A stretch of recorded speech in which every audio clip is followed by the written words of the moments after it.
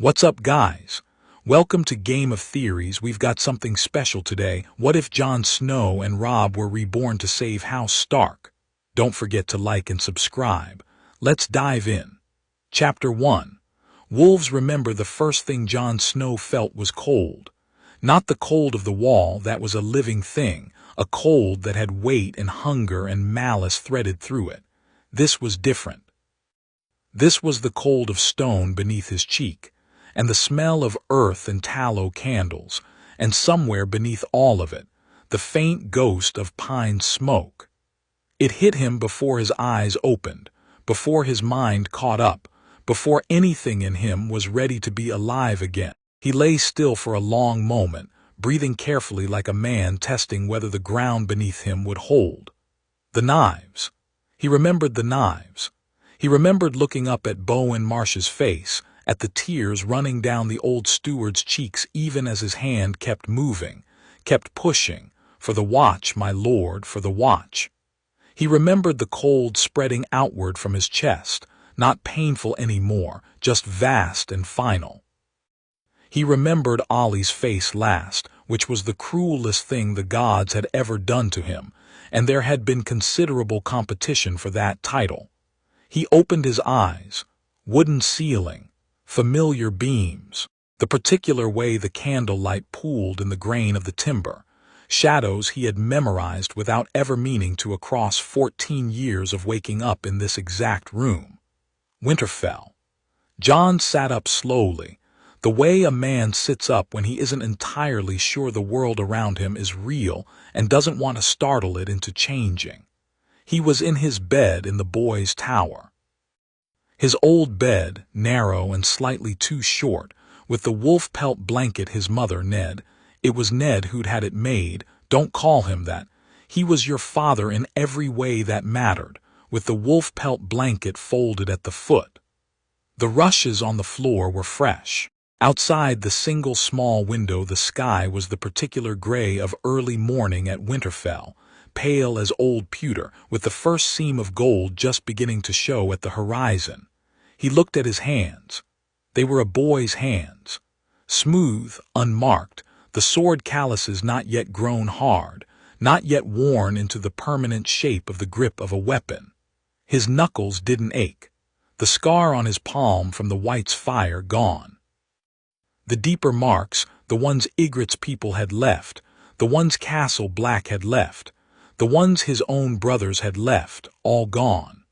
Like a slate wiped clean by someone who had never understood what was written there. He pressed both palms flat against his thighs and breathed out very slowly through his nose.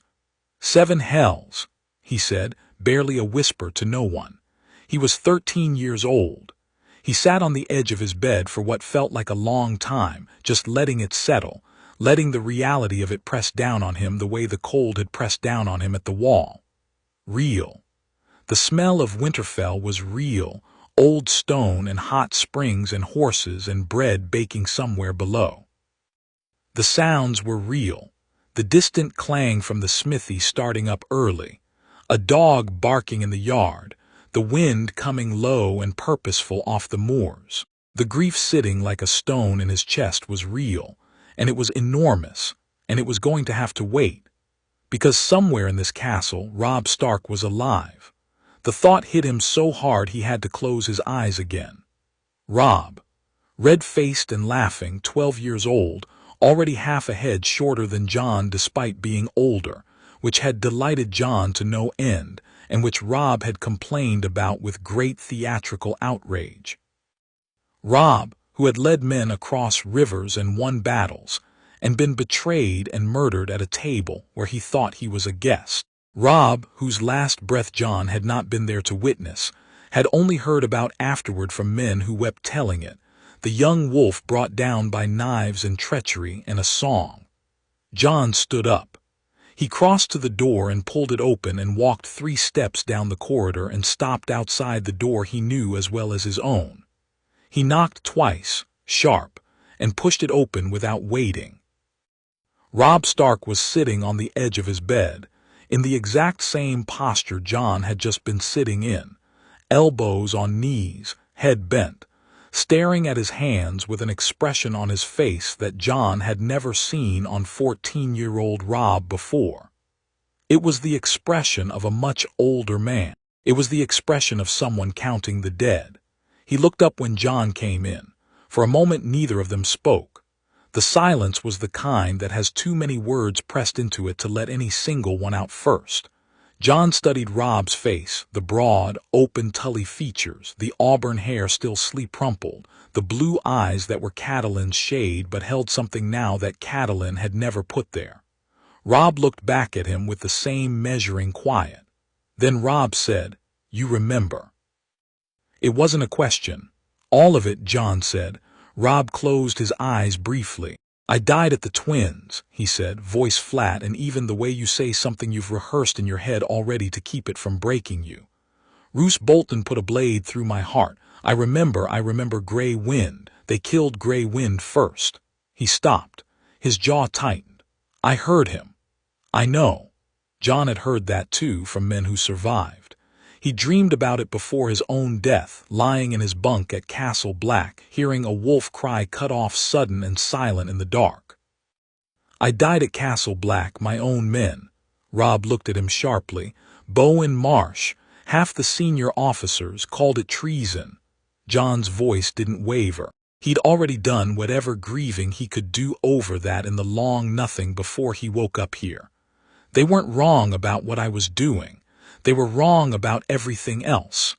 Robb exhaled. He rubbed a hand over his face and then looked around his room.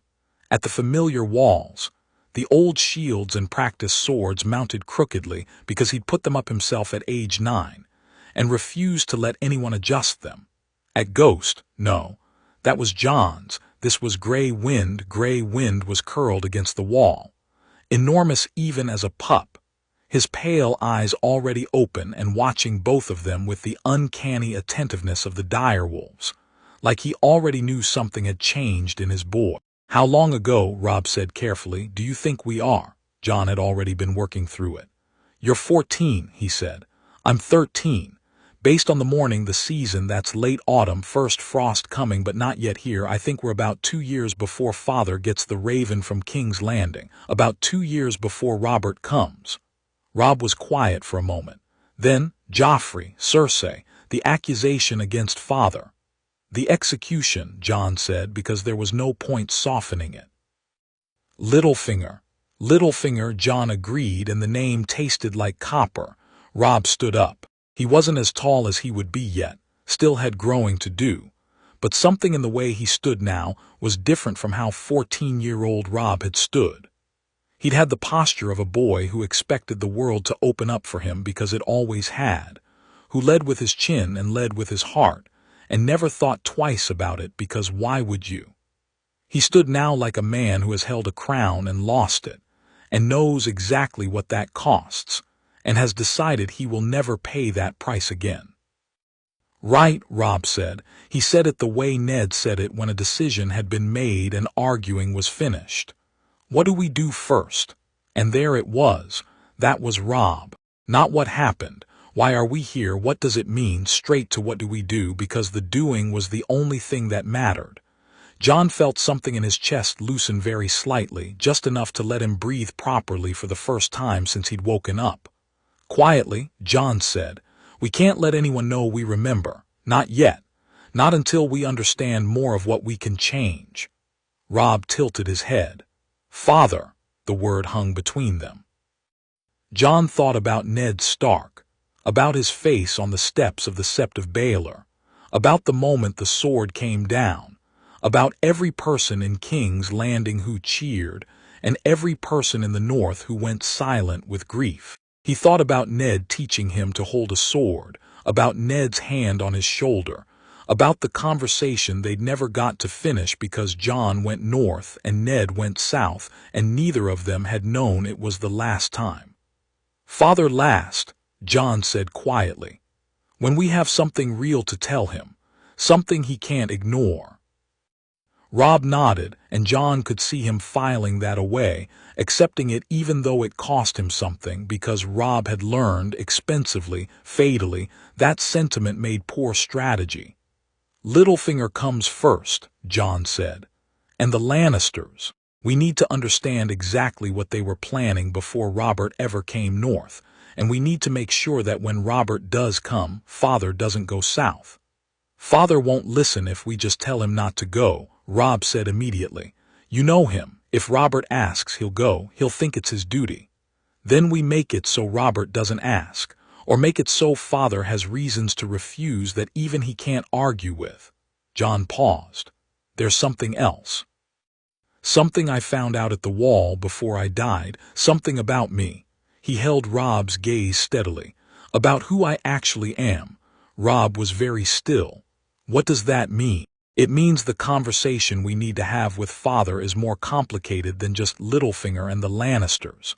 Jon watched his brother's face carefully. It means there's something Father has been keeping from me my whole life, something he kept even from you. Robb was quiet for 3 full seconds, which for Robb Stark at 14 was a long time. Are you going to tell me what it is? Lyanna Stark wasn't kidnapped, Jon said simply. She went with Rhaegar willingly. They were married in secret by the laws of the faith. I'm not Ned Stark's bastard, Robb. I'm his nephew.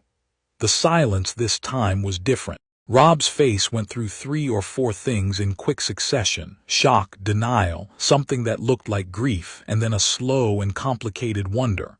He stopped, Rhaegar's son, which makes me the true-born heir to the Iron Throne, technically, ahead of Robert, ahead of everyone. Jon said it flatly, the way you say a fact that hasn't quite settled into feeling real yet. I don't want the throne. I want the North. And I want the wall held, and I want us all to survive what's coming from beyond it. But I need Father to acknowledge it because it changes everything. What the Lannisters can use against us. What allies we can reach, everything. Robb sat back down on his bed slowly, the way a man sits when his legs have decided they're done. The White Walkers are real, Jon added, because he might as well empty the whole quiver. I fought them. I watched them raise the dead.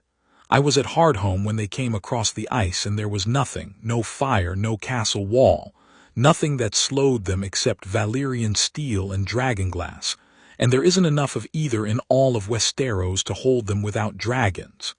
He paused. Daenerys Targaryen has dragons. Robb put his face in his hands. After a moment he said, muffled through his palms, You've had rather a more eventful death than I have. Jon almost smiled. It came out wrong, but it was close. You wanted to know everything. I did. Robb raised his head. His eyes were bright, not with tears, or not only with tears, with the particular focused light that Jon remembered from the campaigns, from the nights Robb had bent over maps and come up the other side with something brilliant and savage. All right, dragons, White Walkers. You're secretly a Targaryen prince. Father doesn't know we know any of this. A pause. What's the plan? We have 2 years, Jon said, moving to sit on the chest at the foot of Robb's bed, his old spot from 100 late nights when they'd talked until Robb fell asleep mid-sentence. 2 years before Robert comes. In those 2 years we rebuild every alliance Father let slide. We stockpile dragonglass from Dragonstone. There's a mountain of it there. I found the letters about it. And we make certain that when the game in King's Landing begins, the North is not playing catch-up. The phrase, Robb said, and his voice had gone flat and cold. I need to understand the phrase. Never trust them further than you have to.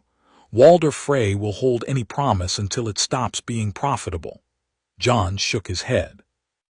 We won't need the Frey Bridge the way you needed it. If there's a war in the south this time, it's because we chose it on our terms and will have planned a route that doesn't depend on that old man's goodwill. The Boltons. Robb said the name the way you say a word in a language you hate. Roose Bolton is already thinking about his own advancement. He was before your war, during it, and after. Jon met Robb's eyes. Ramsay Snow. Something crossed Robb's face. He'd heard the stories, too. Everyone had heard the stories eventually. How do we handle that? Carefully, Jon said, and before it becomes a problem, not after. They were quiet for a moment. Outside, Winterfell was waking up properly, more voices now, the yard filling, the sounds of a castle's morning routine beginning its familiar rhythm. Somewhere below them, Arya was probably already up, which meant she was already causing trouble of some variety. Jon thought about Arya and felt something sharpen in his chest that wasn't grief. He was going to teach her properly this time. Not just let Syrio Forel be taken while he was hundreds of leagues away unable to help. He was going to make sure she could protect herself long before she needed to. He was going to make sure all of them could. "There's one more thing," he said. Robb raised an eyebrow. "Ghost and Grey Wind aren't the only ones." He gestured vaguely in the direction of the rest of the castle. "Lady, Nymeria, Summer, Shagadog." He paused, watching Robb's face. "They need to be trained properly, not just as pets." Robb looked over at Grey Wind, still watching them with those pale, steady eyes. Slowly, something that might have been the ghost of a smile crossed his face. "Father is going to have questions about a lot of things in the coming months." "Father," Jon said, "is going to have questions about us before any of it." And there was the real truth of it, sitting between them in the early morning quiet. They were different, not subtly different, profoundly bone-deep, irrevocably different from the boys who had slept in these rooms yesterday. Jon knew it. He could feel it in the way his body sat wrong in its own age, too young for the mind inhabiting it, like wearing a coat that had been cut for someone smaller. They could be careful, could moderate themselves, could try to match the boys they had been, but Ned Stark was the most perceptive man either of them had ever known, and he would notice. He would notice soon. "When he asks," Robb said, as if reading the thought, "what do we say?" Jon considered it. "As much of the truth as he can use," he said finally. "Not all at once, but enough. Father doesn't work with half-truths, he never has, and that honesty was half of what got him killed." He stopped. "This time we give him the full picture and we trust him to do something with it, instead of trying to protect him from it." Robb nodded slowly. "He's going to think we've lost our minds." "Maybe. Or maybe he's going to be Ned Stark about it, which means he'll be very quiet for a very long time and then he'll do the right thing." A sound from the corridor outside, footsteps, quick and light. A small fist hammering on Robb's door with absolutely zero ceremony. "Robb, Jon. Sir Roderick says practice starts at first light and you're both late already and he's making that face." Robb was across the room in 3 strides, pulling the door open. Arya Stark stood in the corridor in her wool dress, which already had dirt on the hem at 7 in the morning, because Arya Stark existed in a state of perpetual war with cleanliness. Her gray eyes were bright with the specific urgency of a child reporting exciting news. Her dark hair was half-plaited and half escaped from the plait, which meant she'd done it herself and grown impatient halfway through. Jon looked at her for a moment, this small, alive, furious, magnificent person, and felt something happen to his face that he couldn't quite control. Arya frowned. "Why are you looking at me like that?" "Like what?" Jon said. "Like I'm something sad." "You have dirt on your dress before breakfast," Robb said smoothly, the Lord's son already, redirecting with the ease of long practice. "Go on, we'll be down." Arya gave them both a suspicious look, the one that even at 7 years old suggested she was taking notes for future use, and then pattered back down the corridor. They could hear her shouting something at Bran 2 doors down before she'd gone 5 steps. Robb turned back to Jon. The brief lightness was still there, but under it was everything else, layered down and steady and terrible and purposeful. "Right," he said again, and this time it meant something different. This time it meant we start now. They went down to practice. Sir Roderick Castle was waiting in the yard with his magnificent white whiskers and his perpetual expression of a man who had dedicated his life to the instruction of Stark children, and had made his peace with the various indignities this entailed. He had a wooden practice sword in each hand and a frown that suggested He had been waiting longer than he considered acceptable. "My lords," he said, with the particular emphasis he put on lords when he meant young men who are wasting my time. "Sir Roderick," Robb said pleasantly. They fell into the practice routine. Jon picked up his wooden sword and felt it, the lightness of it, the too small handle, the balance wrong in the way all practice weapons were wrong, and settled into his stance. And then, because he had been trained past this body's ability in every way that mattered, and because standing here in this yard with the cold morning air on his face and Ghost pressed warm against his calf and Robb across from him alive and breathing, he stopped being careful. Sir Roderick's first commentary of the morning was brisk. "Jon, feet wider, you're two." He stopped. Jon had already moved, not the tentative, still learning movement of the boy who usually stood in this yard, but something fluid and fully committed, the parry, and riposte of a man who had trained under the best swordsmen at Castle Black for years, who had fought wildlings and wights and survived things that would have broken most men twice his age. The wooden blade knocked Roderick's demonstrating hand to the side with sharp precision, redirected to tap the old master-at-arms on the wrist hard enough to sting, and dropped back to guard before Roderick had finished being surprised. Silence. Roderick looked at his wrist. He looked at Jon. He looked at the practice sword in Jon's hand with the expression of a man reassessing something. "Do that again," he said. Jon did it again. And then he went further, because there was no reason not to. Because the morning was cold and bright and real, because he was here and alive, and all of that grief and rage and loss had to go somewhere useful. And he showed Roderick Castle the water dance footwork he'd learned from watching Arya practice in their first life, combined with the hard-fighting bastard style of the Night's Watch, combined with 2 years of fighting things that had been trying to kill him personally and specifically. He was 13 years old, and he was the best swordsman in the yard by a margin that left no room for politeness about it. Robb was not far behind. Where Jon was technical, precise, economical, all wall, all discipline, Robb was ferocious. He had been a good swordsman before the war. The war had made him exceptional. Now, in a 14-year-old's body that remembered every brutal lesson of those campaigns, he came at the practice dummy with an intensity that had 2 of the older squires stopping their own drills to watch. Sir Roderick stood in the middle of his yard and watched both of them for a long time without speaking. When he finally did, he said, "Have either of you been practicing in secret?" "No, Sir Roderick," Robb said, not breaking his combination. "When did you learn that second transition, Jon?" "I've been thinking about it," Jon said. Roderick's whiskers twitched. "You've been thinking about it." "I think about a lot of things." The old knight looked at him steadily for a moment with shrewd old eyes.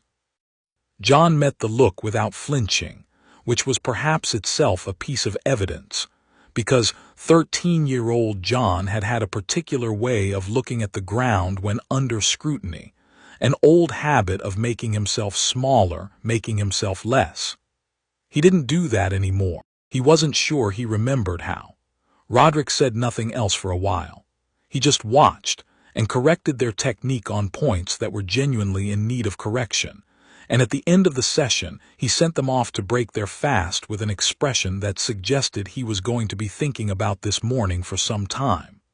Breakfast in the great hall was loud and warm and full. Ned sat at the head of the table with his careful, quiet authority. Catelyn sat beside him, straight-backed and precise, already managing 3 conversations at once. The younger children were a controlled riot. Bran attempting to discuss something with Hodor that was not going very well for Hodor, Rickon throwing pieces of bread at Shagadog, which was not a habit that needed encouraging. Sansa eating with ladylike composure and side-eyeing Arya's table manners with the weary dignity of the long-suffering. Jon sat and ate and watched all of them, and the stone in his chest was very heavy, and he was very glad. Ned's eyes moved to him once, twice, 3 times during the meal. Jon noticed. He'd always been perceptive, paranoid, Ygritte had called it, and she hadn't been entirely wrong, but now he had the context to read what he saw. Ned was noticing something. Not yet, but the pattern of something is different was already forming behind those gray eyes. Jon ate his bread and his salt pork and his porridge and didn't look away when he caught his father's gaze. I know, he thought, because it was the truest thing he could think. I know who you were and what you sacrificed and what you were going to do, and I'm not going to let you do it. After breakfast, while the younger children scattered to their lessons and Catelyn moved to speak with the housekeeper about the stores, Ned said, "Robb, Jon, walk with me." They walked with him through the godswood, which was where Ned always went when he had something serious to say, because the godswood was where Ned kept his honest self, the part that didn't have to perform the Lord for anyone. The heart tree stood red-faced and watching at the center of it, its carved face caught in permanent, sorrowful expression, and Ned stopped near the pool and turned to face them with his arms folded and his eyes moving between them steadily. "Sir Roderick came to see me this morning," he said. Robb said, "That was quick." Ned's mouth pressed slightly. He seemed unsettled. He used the word remarkable twice, which from Roderick is the equivalent of other men speechless. He studied them both. "What happened in the yard this morning?" "We practiced," Jon said. "Jon." Ned said just his name, and it had everything in it, the patience, the precision, the absolute certainty that he would wait as long as needed for a real answer because he always did. That was the thing about Ned Stark. He did not rush, and he did not blink first, and in a long silence he was the most dangerous man in any room because everyone else filled the silence with things they hadn't meant to say. Jon and Robb had agreed, coming down to breakfast, that they would not lie to Ned. Not actively. They would hold back. They would time their revelations, but they would not look him in the eye and give him something false, because the man deserved better than that, and because in their experience, expensive, bloody, irreversible experience, lying to Ned Stark only ever made things worse. "Something changed," Jon said carefully. "Last night. I don't know how to explain it in a way that will make sense, but I remember things, Father. I remember things I shouldn't be able to know yet. Things that are going to happen if we don't change them." Ned was very still. "Me too," Robb said, and his voice was steady and quiet and absolutely serious, and Robb's voice very rarely sounded like that at 14, and Ned heard the difference. Jon could see him hear it. "What kind of things?" Ned said. "Bad ones," Robb said. "Things I'd rather die than let happen, except dying doesn't help, apparently." He glanced at Jon, and there was something in the glance that was almost a dark joke, and Jon understood it completely. Ned looked at them both for a long time. The heart tree watched from above. A raven called somewhere distant was answered, fell silent. The pool was black and still and perfect as a mirror. "You're serious?" Ned said finally. "Yes," they both said at the same time without meaning to. Ned unfolded his arms. He looked at Jon specifically with an expression that Jon couldn't entirely parse, some complex mixture of calculation and emotion that the old Ned would have locked away, but this Ned, caught off guard, let show for a moment. "How much do you know?" Ned said very quietly. And there was something in the "how much do you know" that was not a general question. It was specific. It was a man asking whether a particular door had been opened, whether a particular secret had gotten out. Jon held his father's gaze and said, "Enough. Not everything, but enough that we need to talk about it properly, Father. Privately, soon." Ned was quiet for 10 full seconds. Then he exhaled through his nose in the way that meant he was recalibrating, reassessing, deciding. "Tonight," he said, "after the evening meal, my solar." He looked at Robb. "You too?" "Yes, Father," Robb said. Ned looked between them one more time, and his expression was something Jon hadn't seen before, or had seen only once, at the very end, at the Sept of Baelor, in the moment just before. He wasn't going to think about that moment here, in this godswood, with his father standing 3 feet away and alive. Ned put a hand on Jon's shoulder, brief and firm the way his affection always was, and then he did the same with Robb, and then he walked back toward the castle with that measured, careful walk of his, the walk of a man who was doing his thinking with every step. Robb let out a slow breath. "He suspects about you." "He's always suspected I knew," Jon said, "or feared that I would find out. I think he's been dreading this conversation for 13 years. Is it going to be terrible?" Jon thought about it honestly. For him, yes. For us. He stopped, looked at the heart tree, at the carved face with its strange ancient sorrow. "I think it's going to be the most important conversation we ever have with him. And I think it's going to go better than he expects, because we're not here to blame him. We're here to use the truth." Robb nodded. He was quiet for a moment, and then with the private face he'd only ever shown Jon even as a boy, the face underneath the Lord's Son, the one that was just Robb, he said, "I'm glad it's you, that you're here. I don't think I could do this without." He stopped himself. Something flickered across his face. "I mean to say I'm glad we're both, Robb," Jon said. "Yes." "Shut up," Robb laughed. It was short and startled, but it was real. And it was the first real laugh either of them had managed since waking up, and it broke something loose in the air between them, something that needed breaking. Jon felt it go, felt the weight of it lift half an inch, not gone but shifted, manageable now in a way that it hadn't been an hour ago. They walked back to the castle side by side, gray wind and ghost flanking them like shadows made flesh. And Jon watched Winterfell coming toward him, every stone of it familiar, every banner snapping in the morning wind, every face in the yard known to him, and he let himself feel all of it. The grief, yes, and the terrible weight of what they were carrying, but also this: they were here. They were alive. The people they loved most in the world were alive, breathing, eating breakfast, arguing about bread and wolves and embroidery. He was going to keep them that way. That evening, after supper, they went to Ned Solar and told him as much of the truth as the moment could hold. Not all of it, not the full scope of White Walkers and dragons and Targaryen blood, not yet. But enough. Enough that by the end Ned Stark was sitting very still with his hands flat on the table and his eyes on his sons with an expression that was somewhere between grief and awe and the particular terrified love of a father who has just understood something vast about his children. "You died," Ned said, barely audible. "Yes," Jon said, "both of you." "Yes," Robb said. Ned closed his eyes for a moment. When he opened them they were bright. "And the things you've told me about King's Landing, about Littlefinger, about—" He stopped himself on something, swallowed it. "I need to think." "We know," Robb said gently. "Don't go to King's Landing," Jon said. "Not a request. Not quite a command." Something between the two, delivered with a quiet certainty that Ned looked at him sharply for. "Not yet, not without a plan better than the one we had before." Ned studied him. "You said we—" "I did. You're 13 years old."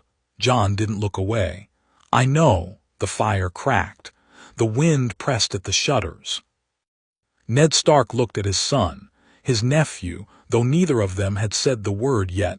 That was a conversation still coiled in the near future like a spring, and his face did something complicated and private that he didn't bother to hide.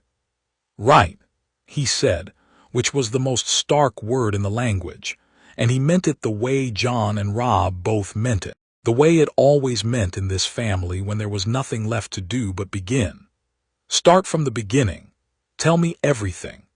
And so Jon Snow, who had been Aegon Targaryen and had not known it, and who had died with knives in his chest on the cold stone of Castle Black, sat in his father's firelit solar at the age of 13, and told Ned Stark everything he remembered about what was coming.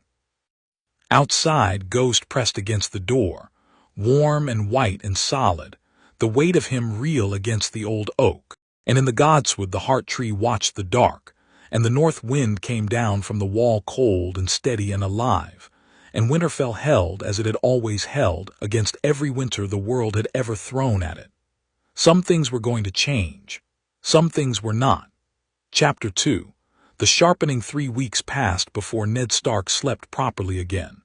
Jon knew because he could hear his father moving through the castle in the small hours, not pacing. Ned wasn't a pacer, but checking. Walking the walls, sitting in the godswood, standing in doorways. The kind of movement that isn't restlessness so much as a man who has been handed a weight and is still figuring out how to carry it without dropping something else. They didn't push him. That was deliberate. They gave him the information in the solar and then stepped back and let Ned be Ned about it, which meant letting him go quiet and internal and work through it in that silent, methodical way of his, until he arrived somewhere he could stand on. Pushing Ned Stark was like pushing a wall. You didn't move the wall. You waited for the wall to decide to move, and then it moved like an avalanche. Jon spent those 3 weeks doing other things. He started with the library. Winterfell's library was large enough to be genuinely useful and neglected enough that no one paid much attention to who was in it or what they were reading. Maester Luwin had organized it with the particular fondness of a man for whom books were a personal relationship, which meant Jon could find things without asking, which meant he didn't have to explain his interests to anyone. He found 3 texts on High Valyrian, a grammar, a vocabulary collection, and a theological treatise he mostly couldn't follow but whose marginalia turned out to be written by some long-dead Stark who had clearly shared his frustration with the language and left helpful translations scattered throughout in cramped, irritated handwriting. He found everything the library held on the history of the Night's Watch, which he read with the grim attention of a man checking his own memories against a record. He found a single thin volume on the properties of dragonglass that had been written by a maester whose name he didn't recognize, and which had clearly been read perhaps twice in the last century given the state of the binding. He read all of it. He started in on the Valyrian grammar the 3rd morning, sitting cross-legged on the window seat with Ghost's head on his knee, mouthing the syllables under his breath with the stubborn repetition of someone learning a thing they fully intend to master. Rhaenyra Valor, Zairi Isa Nuha Valankar, Nike Isa, you're going to ruin your eyes reading in this light, said a voice from the doorway. Maester Luwin stood there with an armful of correspondence and the expression of a man who is mildly surprised to find anyone in his library at this hour, let alone a Stark boy, let alone Jon Snow specifically, who had never shown a particular interest in the library in all the years Luwin had known him. "Morning, Maester Luwin," Jon said. Luwin came in, set his letters down, and peered at the book in Jon's hands. He was a small man, neat and precise in everything, with sharp eyes that missed approximately nothing. He looked at the title. He looked at Jon. He looked at the title again. "High Valyrian," he said. "Is that all right?" "It's perfectly all right. It's also," Luwin paused in the way of a man choosing his words, "it's not a simple language. Most maesters take a year to achieve basic competency. How long did it take you?" 8 months, and I was considered quick." He tilted his head. Why High Valyrian? Jon thought about dragons. About a silver-haired woman who had built an army from nothing and crossed a sea and needed allies who could be trusted, and how much it would matter to speak to her in the language of her ancestors, rather than through a translator who could shade the words any direction they chose. "I want to understand things properly," he said, "not through other people's translations." Luwin studied him for a moment with those sharp eyes. "That's a philosopher's answer," he said, and Jon wasn't entirely sure whether he meant it as a compliment. Luwin picked up his letters and then paused at the door. "Come find me when you've finished the grammar. I'll test you on it." He left. Jon looked down at the page. "Nike Isa Daria, I am queen, close enough for now." While Jon was in the library, Robb was in the Great Hall, not dramatically, not holding court or making speeches, just present, in the way that Ned had always been present, eating breakfast with the household knights, sitting in on the minor disputes that came to Winterfell from the villages around it, listening more than he spoke. But his questions were different now. Sharper. He asked the steward about grain stores with the specific interest of a man thinking about a siege, which his father noticed and said nothing about.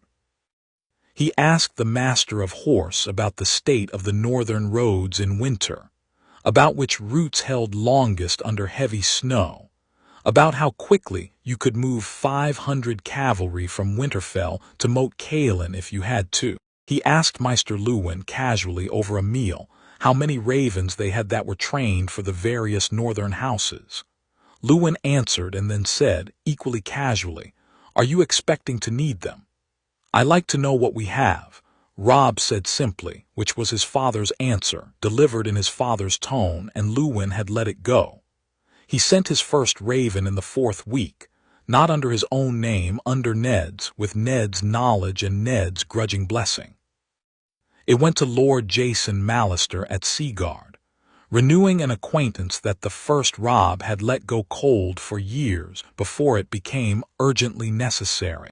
The letter was friendly and unremarkable, news of the harvest, greetings from Lord Stark, a mild inquiry about how things sat along the Mallister's stretch of coastline. The kind of letter that means nothing by itself and everything as part of a pattern. He sent a second to Howland Reed at Greywater Watch. That one was Robb's own idea, and Jon had looked at him when he mentioned it and felt something shift in his chest. "Reed knows," Jon said. "He was at the Tower of Joy," Robb said. "He's the only living man who was. Whatever father told him, he kept it." He met Jon's eyes steadily. "We need him, not just for what he knows, for who he is. Reed's people watch the neck. Nobody moves an army into the north without his blessing." Jon had nodded. "What did you say in the letter?" Robb had smiled, and it wasn't a 14-year-old smile. "I said that Lord Stark sends his greetings and hopes that the Reeds are well, and that Lord Stark's sons have been thinking about the old stories, and that we would very much like to receive Lord Reed's counsel on certain matters at his earliest convenience." He paused. "I also mentioned that we've been reading about the history of the Watch." "He'll know what that means." "Yes," Jon had thought about it. "You're good at this," he said. "I was a terrible king," Robb said evenly, "but I was an excellent military commander and a decent politician when I wasn't letting my heart make decisions. I've had time to think about the difference." He looked down at the letter in his hands. "I'm not going to be a terrible king again, because there isn't going to be a situation where I need to be a king. We're going to stop it before it starts. Unless we need the North to be independent to survive," Jon said. Robb looked at him. "If the Iron Throne falls apart regardless, if Joffrey sits it, if Cersei runs it, if the whole rotten thing collapses the way it was always going to, we might need the North to be its own kingdom. Not as a rebellion, as a stronghold." Jon turned this over. "The real war doesn't come from the South, Robb. It comes from the North, and it comes regardless of who's on the throne. We need the North strong and whole and prepared, and if that means it's a separate kingdom, then so be it." "Then we plan for both," Robb said, which was, as it turned out, very much what Ned Stark said 3 weeks later when he finally came to them. He found them in the training yard at dawn, Jon and Robb having long since graduated from Sir Roderick's general morning drills to something that more closely resembled actual sparring. Roderick watched them now with his arms folded, and his whiskers doing their particular thing they did when he was impressed, and pretending not to be. He offered corrections that were genuine but increasingly rare, like a craftsman who has mostly finished the work and is touching up edges. Ned stood at the gate of the yard and watched for 10 minutes without speaking. Jon knew he was there, heard his footsteps, recognized his weight in the way the yard's ambient sounds changed around him, but kept going, because stopping would be an acknowledgement, and acknowledgement could wait. He was in the middle of something with Robb anyway, a combination they'd been working on for days, a sequence that leveraged Jon's technical precision to set up Robb's ferocious finishing pressure. When they stopped naturally, Ned said, "Come, after breakfast." They went. His solar was cold, the fire hadn't been built up yet, the early morning chill still in the stones. Ned didn't seem to notice. He stood at the window with his back to them for a moment, looking out at the yard they'd just come from.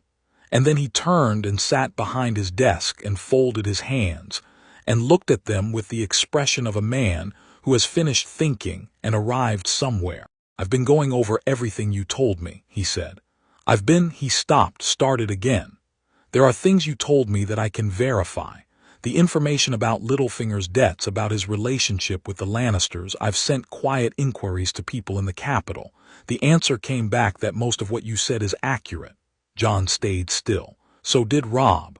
The information about— Ned paused again, and this pause was different, heavier. About certain promises made on certain deathbeds. His eyes moved to Jon and stayed. "I've had 23 nights to think about whether I am going to speak plainly to my own children, and I've decided I am, because it seems you've both earned that several times over." The fire in the grate cracked softly. "Your mother was Lyanna," Ned said. "She made me promise to keep you safe, to keep you hidden." He held Jon's gaze with a steadiness that cost him something. "I told myself it was for your protection. Rhaegar's son, Robert, would have seen you dead. That was true." He paused. "It was also true that it was easier to bring you home as my own than to explain a secret marriage to a king who'd built his throne on the rubble of the Targaryen dynasty."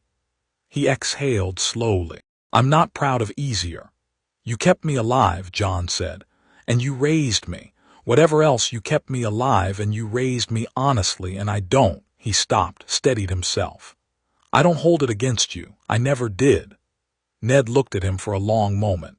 Something moved through his face, relief, grief, love, the specific pain of a man who has carried guilt for 13 years and is only now being told he can set it down. He didn't say anything. He nodded once and moved on because he was Ned Stark and this was how he handled things he couldn't say. "The other matter," he said, pulling himself back to the practical. "Robert and King's Landing. The hand of the king." He looked at Robb. "You told me Jon Arryn was murdered." "Poisoned," Robb said, "by Lysa Tully, at Littlefinger's direction. And that when Robert came north to ask me to take the position, you believe Cersei intended to have you watched, controlled, and eventually destroyed." Jon said plainly. "Once you started investigating what Jon Arryn had been investigating, the truth about Joffrey's parenthood, you became a threat. Littlefinger made certain you had nowhere to run once you understood it." Ned's jaw tightened slightly. "And you think I can't handle this? We think you're honest to a fault in a city that punishes honesty," Robb said, with a care that made it land as respect rather than criticism. "We think you'd go south and try to play a game by rules that don't exist in King's Landing and that you'd lose, and we can't." He stopped. His voice stayed level, but there was something in it.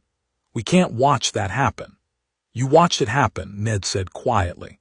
Not an accusation, just saying it, acknowledging what it meant, what they were carrying. "Yes," Jon said. Another silence. Outside, Winterfell was fully awake now, the yard filling, voices rising.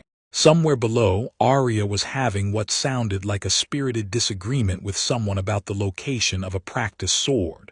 The world was very present and very loud and very alive.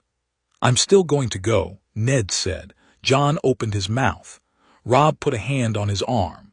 "If Robert asks me to serve," Ned continued, "I will serve. I won't hide in Winterfell and let my king manage alone. That's not who I am, and you both know it, and even with everything you've told me, I'm not going to become someone who runs from his duty." He held up a hand before either of them could respond. "But I won't go unprepared, and I won't go alone, and I won't go without plans in place that don't depend on the word of people I now know cannot be trusted." He looked between them. "That's what I need you to help me build." Jon and Robb looked at each other. Jon felt the resistance in him settle, not dissolve. He'd never fully stop worrying but settle into something workable. This was Ned. You couldn't stop Ned from being Ned. The trick was to make sure Ned had what he needed to be Ned without dying for it. Allies in the city, Jon said, turning back to his father. People who aren't Littlefinger. People who have their own reasons to want Lannister power checked. Varies, Robb said, and both Ned and Jon looked at him. Robb shrugged. He's a spider and he has his own agenda, and I don't trust him for a moment, but his agenda in this case lines up with ours closely enough to be useful. He genuinely didn't want the realm to burn. He wanted stability. The Master of Whisperers, Ned said carefully, wants stability.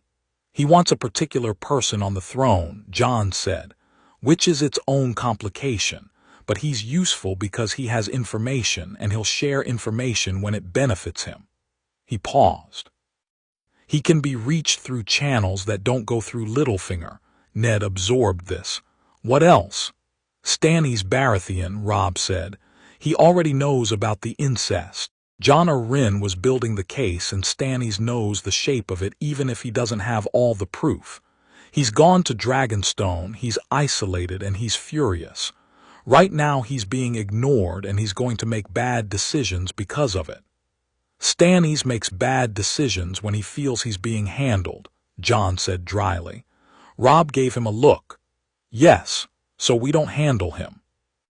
We go to him directly with proof, and we treat him like the man he is, which is a sharp, difficult, inflexible, deeply honorable commander who wants nothing more than his rightful place and the law upheld. He'll ask for the throne if Joffrey is proven illegitimate, Ned said.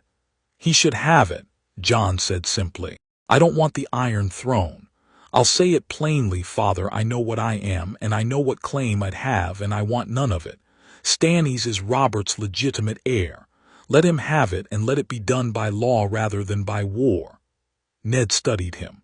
And if the Lannisters resist, then Stannis has an army and we have the North, Robb said, and the Lannisters fight on two fronts and they lose.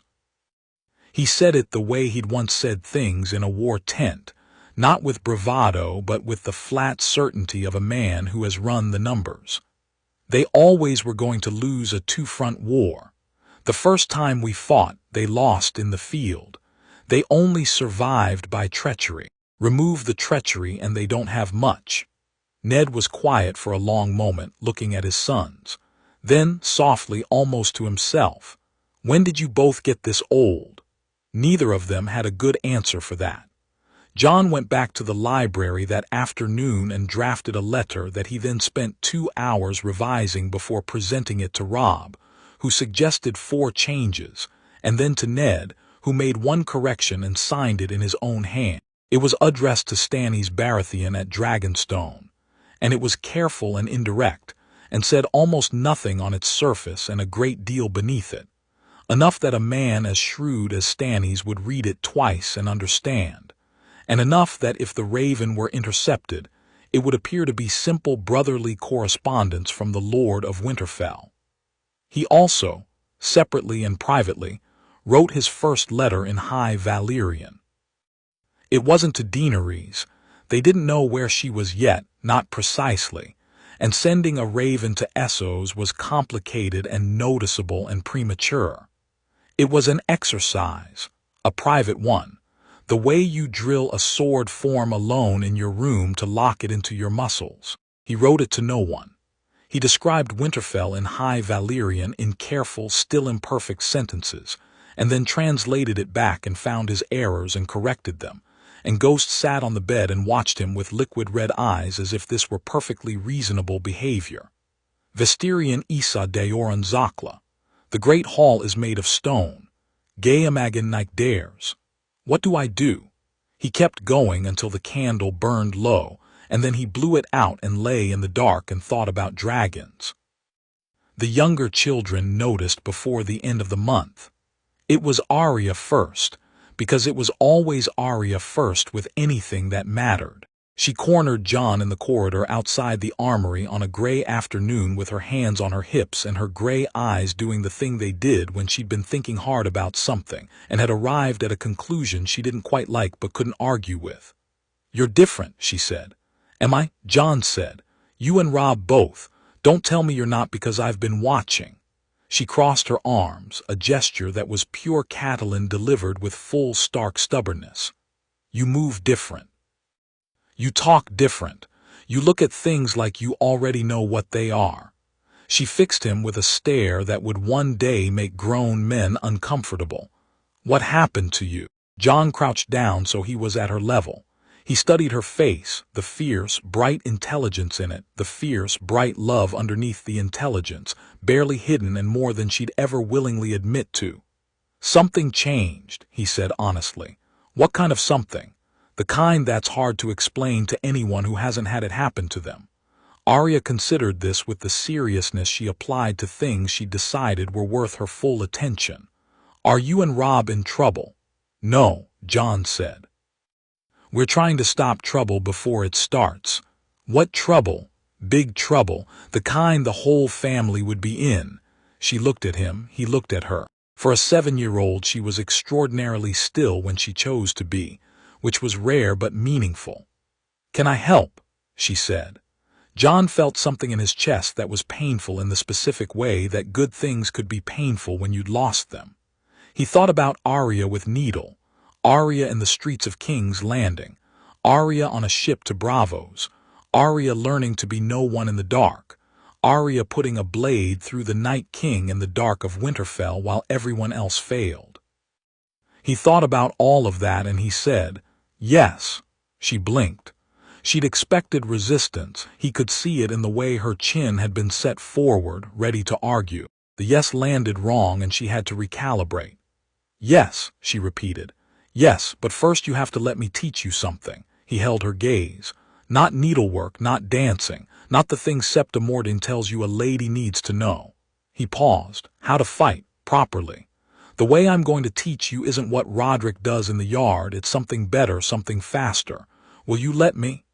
Arya stared at him with an expression that was equal parts suspicious and desperately wanting to say yes. Why didn't you offer before? She demanded. I wasn't ready to before. She held the stare for another second. You're going to teach me properly, not just let me watch and send me away when it gets serious. Properly, Jon confirmed. You have to train every day and not complain about it even when it's hard. I never complain, Arya said, which was not strictly true but was true in the sense she meant it. She never complained about things that were worth doing. Then we start tomorrow morning, Jon said. Early. She was already walking away with the energy of someone who had a great deal to do to prepare, and Jon stood back up and watched her go and thought, this time she would be ready long before she needed to be. This time she would have years of training behind her before King's Landing, before Syrio, before everything. This time she would be dangerous before anyone knew to be afraid of her. He went to find Bran next.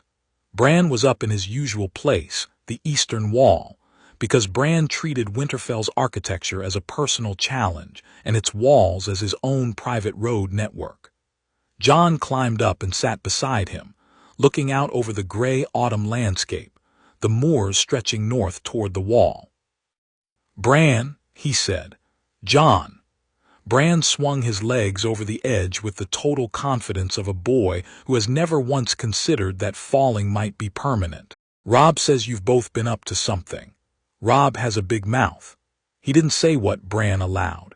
He looked sideways at Jon with Catelyn's eyes and Ned's expression and some particular quality that was purely and entirely Bran, a gentleness, a watchfulness, something that had always made Jon feel, even when they were small, that Bran was seeing something other people weren't. He just said things are going to change. They are. Good changes. Jon thought about this honestly. Some of them. Some of them are going to be hard. He paused. Bran, I need you to do something for me, or rather, I need you to be careful. About what? Climbing. Jon held his gaze. I know you're good at it. I know you've never fallen. But I need you to be more careful than you've been, and I need you to promise me that you won't climb anywhere near the tower if there are important guests here. Anywhere near guests who want privacy. Bran frowned. Why? Because sometimes people do very bad things to protect very bad secrets, Jon said quietly, and I'd rather you never find out that firsthand. Bran looked at him for a long time with that seeing-through-things quality of his. You're scared of something happening to me, he said. Yes, something specific. Yes. Bran turned this over. He was 9, going on some age that didn't have a number, and he took serious things seriously in a way that made conversations with him feel different from conversations with other children. All right, he said finally. I'll be careful. A pause. But you'll tell me when I'm old enough to know the rest. You'll know when the time's right, Jon said. I promise. That was enough for Bran. He went back to looking at the moors. Easy as that. And Jon sat with him a while in the companionable silence they'd always been good at, and didn't tell him about ravens or green sight or the night he would have fallen from a much greater height than these walls. He just sat with him and looked at the gray sky and let the moment be what it was. Winter was not yet there, but it was in the smell of the wind. The month turned. Then another. The ravens went and came back. Stannis's reply arrived, written in his blunt, unornamented hand, and it said almost nothing useful, but the almost was enough. He would not dismiss further correspondence, which from Stannis was practically an embrace. Howland Reed's reply arrived, and it was quiet and strange, the way things from Greywater Watch always were, but its quietness had agreement in it, and Robb read it twice and then sent it into the fire. Robb and Jon trained every day, not just with Roderick and not just with each other. Robb asked Ned to have a visiting swordsman from White Harbor put up for a month, ostensibly for the household's benefit, and used the man to drill in a style neither of them had learned the first time. Jon asked the same man about the water dance and was told the man knew nothing about it, but found enough in one of Luwin's books to reconstruct the foundational footwork, and practiced it alone in the early mornings until it stopped feeling foreign. He was teaching Arya, too, meeting her at dawn before the household woke, in the small practice yard behind the smithy that nobody used in cold weather. He started her on footwork and balance and the very basics of reading an opponent's center of gravity, things Syrio would have taught her but later and faster. She had the gift for it, had always had the gift, was naturally suited to this style, fast and small and utterly unafraid, and she learned at the pace of someone who had been waiting their whole life for permission to learn this thing. At the end of the second month, she put Jon on the ground for the first time. It was a small thing. He'd been tired. She'd caught him on a balance shift, but her face when it happened was something Jon would keep for a long time. She stood over him with her wooden practice blade and her eyes absolutely blazing and said, "I got you," in a voice that was 3 parts triumph and 1 part disbelief. "You got me," Jon confirmed. She offered him a hand up with the seriousness of a fellow fighter, and he took it. And when they finished for the morning and she ran back inside with her hair flying and mud on her knees and joy in every stride of her, Jon stood in the cold yard and breathed out slowly and felt something that wasn't grief, wasn't strategy, wasn't the weight of what was coming. Just this, just her, just the morning and the cold and the fact that she was alive and getting better and would keep getting better. He let himself have it for exactly 1 minute, and then he went back inside. On the 64th day since they'd woken up, Ned came to find them both after the evening meal and said, without preamble, "I've had a raven from King's Landing. Jon Arryn is dead." The room went very still. Robb said, "Robert's going to come north." "The raven suggests it, yes." Ned's face was the careful mask he wore when something was already decided, and he was working out how to say so. "I need you both to understand when Robert arrives, things are going to move quickly. There are decisions to be made that we can't make now because we don't have all the pieces." "We have more pieces than we had before," Jon said.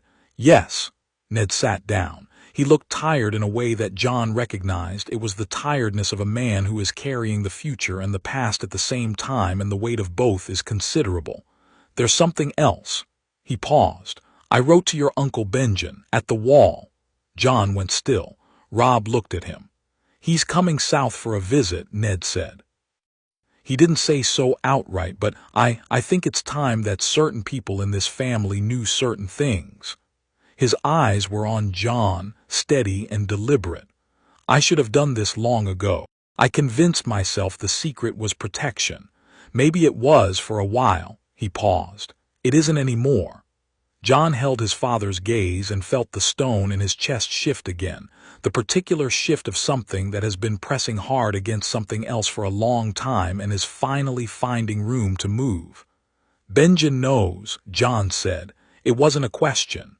Benjen knows, Ned confirmed. Outside the solar, the wind picked up, coming down from the north off the moors, carrying the smell of coming snow. Ghost, lying near the door, raised his head and his red eyes caught the firelight, and for a moment he looked like something out of the old stories. Something older than the castle and older than the name Stark and older than anything that kings and thrones and gold could touch. Jon thought, Robert is coming. He thought, the game is starting. He thought, this time we know every move they're going to make before they make it, and we are not the same people we were, and Winterfell is going to be ready. He thought, try us.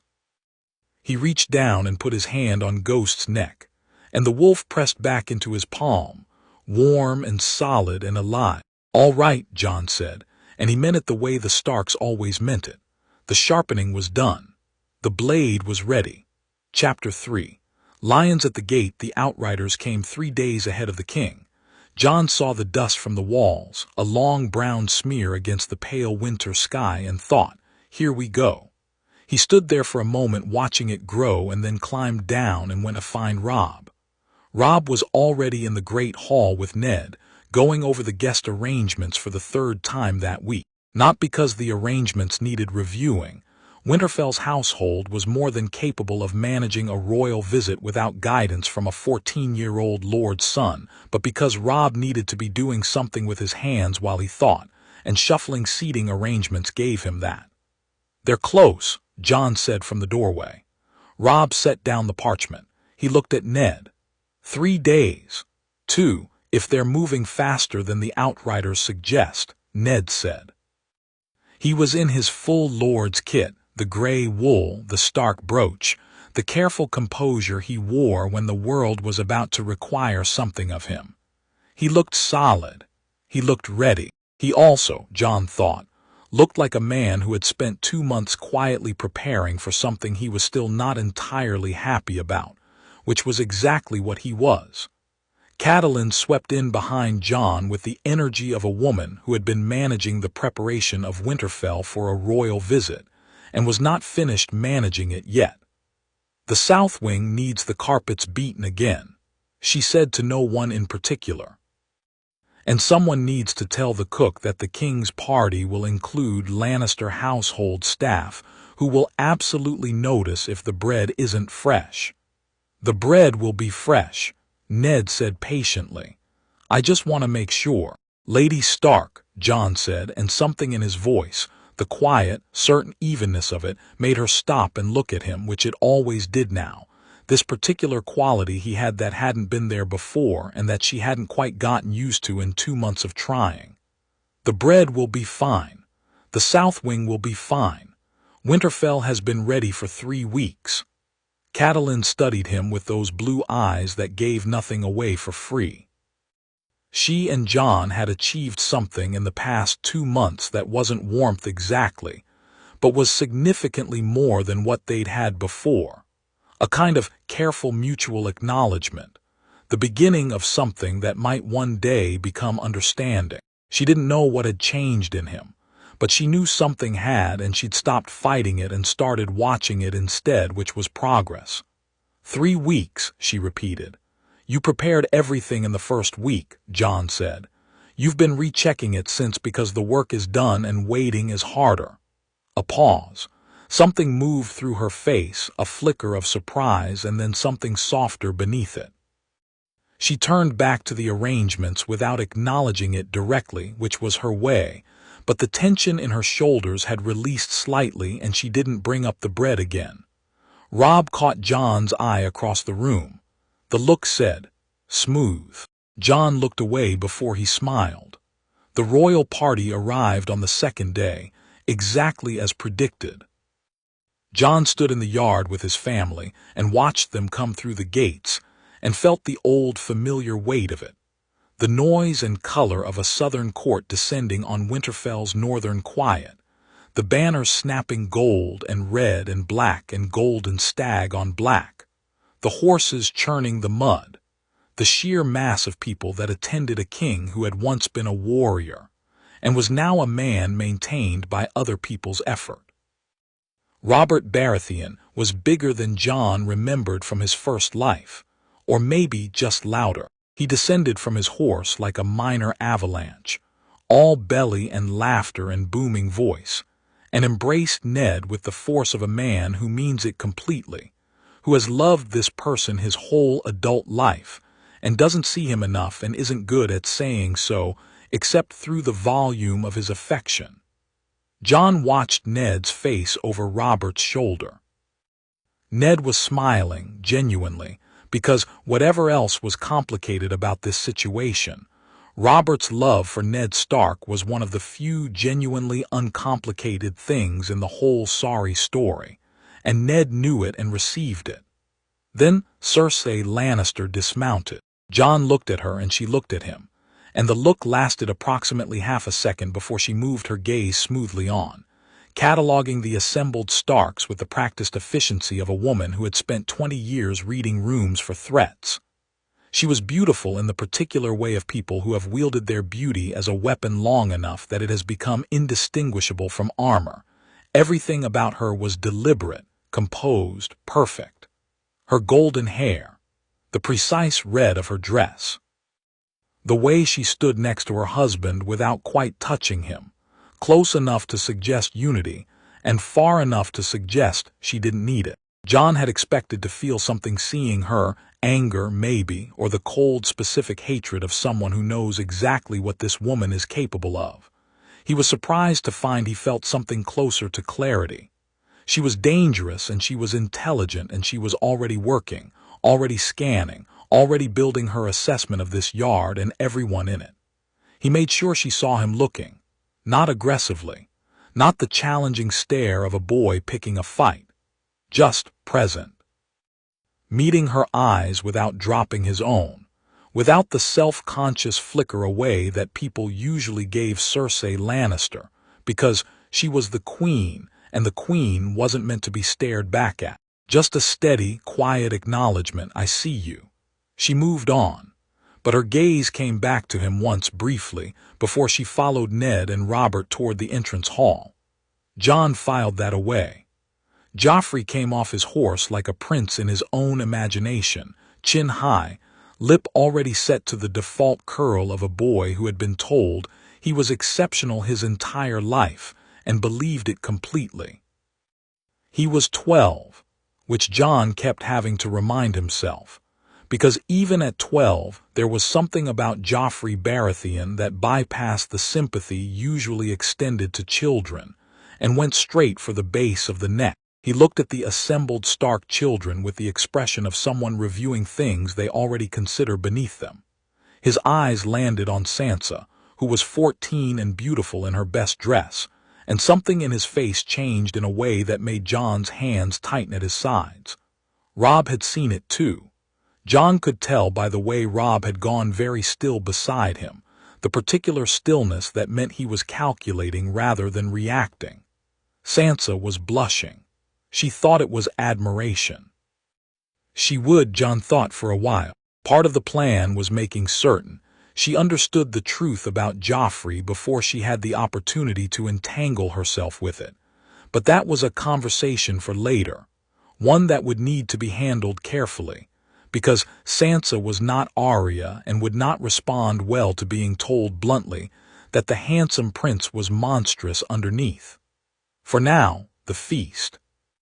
The great hall that evening was loud and warm, and full of the specific tension of a southern court, trying to be comfortable in a northern castle, and not quite managing it.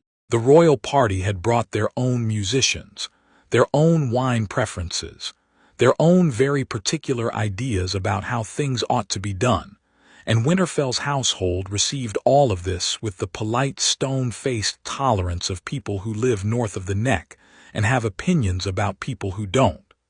Jon sat at the long table below the high table and ate and listened. Listening was most of it. Conversations flowed around and across him, the household knights relaxing into their cups, the Lannister guardsmen making their own assessments of Winterfell's defenses with the casual professionalism of people whose job it is to notice such things. Two of the Queen's ladies discussing the cold with the resigned despair of women who considered anything below the neck to be a form of exile. Sandor Clegane stood behind Joffrey at the high table like a shadow. Jon looked at him once, and Clegane looked back with the flat disinterest of a man who has looked at too many things and stopped seeing most of them. Jon remembered what he knew about the Hound, the burning, the brother, the particular brutal honor buried under all that scar tissue, and decided the Hound was not a problem and might eventually be useful. Tyrion Lannister, on the other hand, was currently sitting 3 seats down from Jon and watching the room with the bright, restless eyes of a man who is always the most intelligent person present and has made his peace with the loneliness of that. He had a cup of wine and was halfway through it and had already, in the time Jon had been watching him, correctly identified 3 separate conversations happening simultaneously at tables he couldn't fully hear, which Jon knew because he'd been having the same conversations. Their eyes met. Tyrion raised his cup very slightly. Jon raised his own. "You're watching the room," Tyrion said, conversationally, across the 3-seat gap, with rather more attention than a boy your age usually manages. "So are you," Jon said. Tyrion smiled. It was a real smile, the one Jon had seen occasionally in his first life, the one that got past the performance. "Yes, but I have years of practice and a profoundly dysfunctional family to motivate me." He studied Jon with those mismatched eyes. "Jon Snow, my Lord Tyrion, just Tyrion, I find titles exhausting." He settled more comfortably into his seat. "Your brother has been talking to my brother James since we arrived, did you notice? Not soldier talk, real talk. That's unusual for a 14-year-old meeting Jaime Lannister for the first time." Jon had noticed. Robb had gotten Jaime into a corner near the fire and they were deep in what appeared to be a genuine strategic discussion, the kind that Jaime, who was bored by performance and responded almost helplessly to actual competence, engaged with fully when it was offered. Robb had known exactly how to offer it. "Robb's interested in military history," Jon said. "Robb seems interested in a great many things," Tyrion said, watching him with the expression of a man testing weight. "And so, clearly, do you." He paused. "How old are you?" 13. 13, he said it thoughtfully. "I was a deeply unhappy 13. You don't seem unhappy, you seem alert, which is different." "I have things to be alert about," Jon said. Tyrion looked at him for a moment, then laughed, the real one, the brief, sharp one. "Yes," he said, as though Jon had confirmed something. "Yes, I suppose you do." He drank his wine and looked away, but the set of his head said he was still thinking about the conversation. Jon ate his supper and thought about Tyrion Lannister. In his first life he'd come to like the man as much as you could like someone operating from the opposite side of most things. Tyrion was the Lannister exception in almost every respect. He genuinely didn't want the realm to suffer.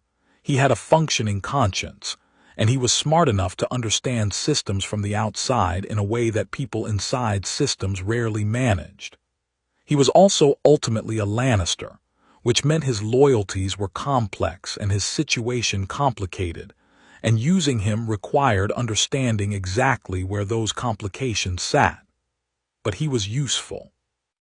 And more than useful, he was, Jon thought, potentially a key. Later, Jon would think that the moment that mattered most that first evening wasn't at the table at all. It was in the corridor outside the great hall in the middle of the feast, when he stepped out to get a moment of quiet and found Joffrey in the corridor with two of his household boys. And those boys had cornered one of Winterfell's stable lads, 12 years old, small, clearly frightened. And Joffrey was saying something that made the boy press back against the wall. Jon stopped. Joffrey looked up. He saw Jon, and the curl of his lip sharpened into something that had decided on contempt before it finished forming. "The bastard," he said, with the particular satisfaction of a child who has learned words are weapons and overuses them. Jon looked at the stable boy first. "Go," he said simply, and the boy went, sliding past Joffrey's household boys with the speed of relief. Then he looked at Joffrey. He was 12 and Jon was 13, roughly similar height, and Joffrey had spent his life being physically deferred to by virtually everyone, which meant he didn't know what to do with someone who wasn't deferring. "You don't give orders here," Joffrey said. "You're a bastard, you're nobody." "I'm nobody," Jon agreed pleasantly. "You're right about that, which means if something happened in this corridor it would be nobody's word against a prince's, and people would believe the prince." He held Joffrey's gaze with a steadiness that the boy clearly hadn't expected. "But your mother would know. She always knows what you do. Have you noticed that?" Something flickered in Joffrey's face. Not fear exactly. Joffrey wasn't afraid of Jon, not yet, but a calculation. A check. "Your mother," Jon continued, the same conversational, unhurried tone, "wants this visit to go smoothly. She wants Lord Stark to have a good impression of your family. A scene in a corridor with the stable boys isn't going to help with that." He paused. "She'd be displeased. I think you know what that looks like." The flicker in Joffrey's face became something that recognized a truth it didn't want to. He was 12, and whatever else he was also a boy whose mother's displeasure was one of the few things in his world that he genuinely calibrated around. "You're nothing," Joffrey said, but the heat was out of it. "Good night, Your Grace," Jon said, and walked back into the feast. He didn't look back. He knew Joffrey was staring after him with that look, the one that had graduated from contempt to the beginning of something more dangerous. The look of someone who files people under this one needs to be dealt with for future reference. He'd expected that. He'd calculated for it. Let Joffrey think he'd won the corridor. He hadn't. Robb was waiting for him just inside the hall, having clearly been watching the doorway. "Joffrey," Robb said quietly. "Brief," Jon said. "Handled," Robb exhaled. "I heard he went after one of the stable boys." "It's dealt with." Jon picked up his cup and drank. "How's Jaime?" "Brilliant and bored and absolutely wasted on the King's Guard," Robb said with a frankness that made Jon almost smile. "He thinks everyone here is a provincial idiot. I've been disabusing him of this." "Is it working?" He stopped looking over my shoulder at the end of the second conversation, which for Jaime Lannister is essentially a declaration of deep personal respect. Robb glanced up at the high table where Cersei sat between Robert and Ned, managing both conversations simultaneously with visible ease. "She's been watching you since you came back in." "I know." "What did you actually say to Joffrey?" "The truth," Jon said. "Which is always the most unsettling thing you can say to someone who's never heard it about themselves." Robb picked up his own cup and was quiet for a moment. "Sansa," he said, "I know, we need to talk to her." "Tomorrow," Robb said. "Tonight let her enjoy the feast. She doesn't know anything's wrong yet, and one more evening of that won't hurt her." He paused. "It's going to be a hard conversation." "She's smarter than people give her credit for," Jon said. "She always was. She just needed someone to stop treating her like a doll and start treating her like a person." He watched Sansa at the high table, beautiful and attentive in her dress, listening to something the Queen was saying with bright eyes and perfect posture. She'll listen. 2 mornings later, Jon and Robb took Sansa for a walk. They went to the Godswood, which was the family's private space and the place where Ned had his honest conversations. And some part of Sansa understood this was not a casual walk, because she came in her plain dress without complaint and sat on the bank near the pool and looked between her brothers with the expression of someone who has decided they can handle whatever is coming. Robb sat across from her. Jon stood. Ghost and Grey Wind were both there, flanking them, the direwolf's presence giving the whole scene the weight of something old and significant. "The prince," Sansa said before either of them spoke. Robb blinked. "You know what this is about." "I'm not stupid, Robb." The composure in her voice had something real underneath it, not fear, but the bracing quality of someone who has prepared themselves. "You both have that look you get when you're going to say something I don't want to hear. And the only thing in the last 2 days that would make you both look like that is—" She stopped. "He's not what he seems." Jon crouched down so he was level with her. "He's not kind," he said, as gently as he could manage while still being truthful. "He performs kindness very well when it serves him. But underneath the performance, Sansa, he is genuinely cruel, not boyishly rough or occasionally thoughtless. Genuinely cruel." Sansa was quiet. Something moved through her face, the beginning of grief, maybe, or the particular kind of pain that belongs to a version of the future that you'd been building in your head and now have to take apart. She'd been imagining. Jon could see the shape of what she'd been imagining just in the way she held herself. "How do you know?" she said. "Because we know," Robb said simply. "That's the honest answer. You're going to have to trust us." "I always trusted you," Sansa said, with a dignity that was entirely her own and entirely genuine. She sat straight and folded her hands in her lap and processed, the way she always processed, internally, with enormous control. "What do I do?" "Be polite," Jon said. "Be exactly what you are, gracious, composed, a lord's daughter who is perfectly happy to enjoy a visit from the king and has no particular interest in any prince. You don't snub him and you don't encourage him. And you watch," Robb added. "Watch how he talks to people who can't push back, servants, the younger children, people below him." He paused.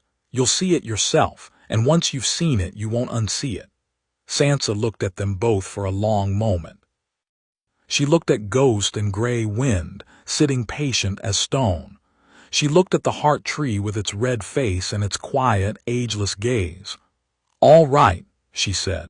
It was small and it was brave, and Jon felt profoundly proud of her in the way that was entirely separate from strategy or planning. Just the simple pride of a brother for a sister who chooses hard truths over comfortable ones. They sat in the godswood for a while after that, the three of them, not talking particularly, just being. It was one of the best mornings of the visit. The official inspection of the crypts was the following afternoon, the part of the royal visit Jon had been bracing for since the Outriders first appeared. Robert always went to the crypts. He'd been in love with Lyanna Stark in his way, the consuming, possessive, world-wrecking love of a man who never quite understood the difference between loving something and owning it. And every time he came to Winterfell, he went to find her in the dark below, and paid his respects to a woman who had died running from him. Jon stood outside the crypt entrance with Robb and watched Robert descend and thought about his mother, thought about what Ned had told him in the Solar. The fuller picture now, Lyanna's voice as Ned had described it, "Promise me, Ned, promise me," and felt something that wasn't exactly grief and wasn't exactly anger. Something more like the complicated feeling of knowing someone who has become mythological to other people and trying to hold onto the person underneath the myth. "You're thinking about her," Robb said quietly. "Yes." "What was she like? Did father say?" "Stubborn," Jon said. "Funny, apparently. She could ride better than any of the boys. She looked like Arya." He paused. "She made a choice that the world punished her for, and Westeros built a whole war on the ashes of her choice without bothering to understand it." Robb was quiet for a moment. "Do you feel—" he started, then stopped. "Targaryen," Jon said. "I was going to say different." Jon thought about it. "I feel like myself," he said. "I always did, even knowing it. I'm a Stark. I was raised by a Stark and I love the North and I'll fight for it. Whatever I am on paper," he shook his head. "It doesn't change what I am in practice." "It changes what you can do," Robb said carefully. "Yes, and we'll use that when the time's right." Robert came back up from the crypts with red in his eyes that wasn't quite tears but was close, and Ned was behind him steady as a foundation. And the two old friends stood in the cold air for a moment, and Jon saw in them both something real, the genuine weight of 30 years of friendship and loss, and the world's changes grinding against what they'd been when they were young men, and the world was ahead of them. Then Robert said, "I need your father, boy," to Jon as he passed, with no particular unkindness, just the careless directness of a man who meant boy as a category rather than a dismissal.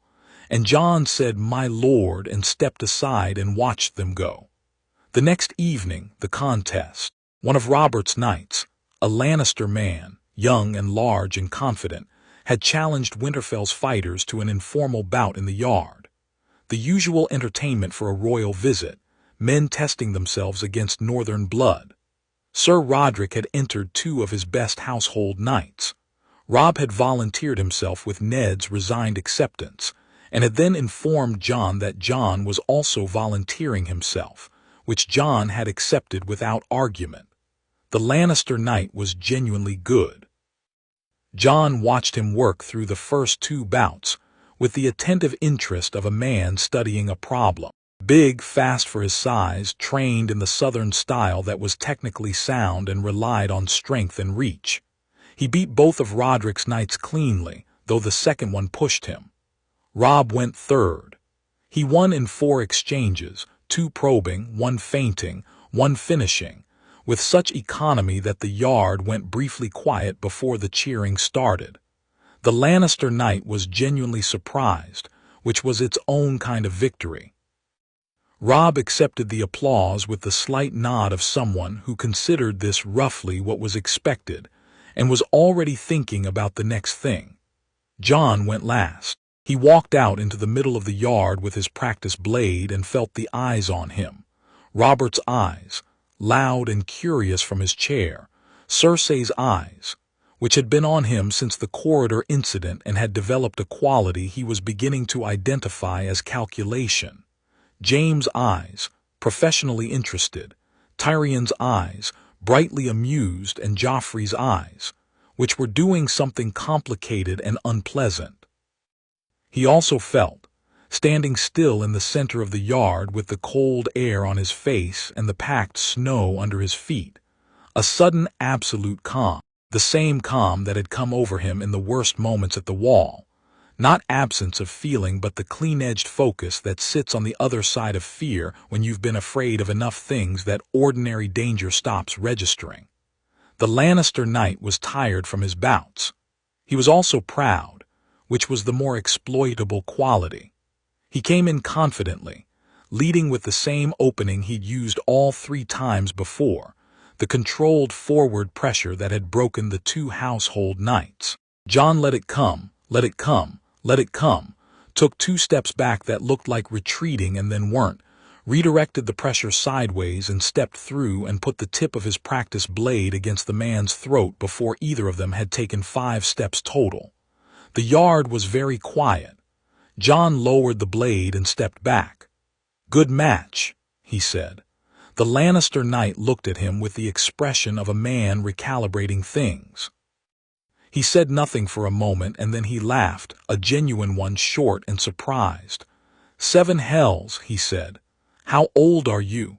13, Jon said. From his chair, Robert Baratheon was leaning forward. "Do it again," he said, with the delight of a man who has just seen something he wasn't expecting. Jon looked at the king. "As you wish, your grace." They went 3 more times. Jon won all 3, each one different technique, different timing, demonstrating variety rather than repeating the same solution, because the same solution twice was a pattern and patterns could be answered. By the end the yard was fully alive. Knights from both parties pressing forward to watch, Robb standing at the edge with his arms folded, and his face carrying the absolute neutrality of someone trying very hard not to look like a proud brother. Ned was watching from the steps with Cersei beside him.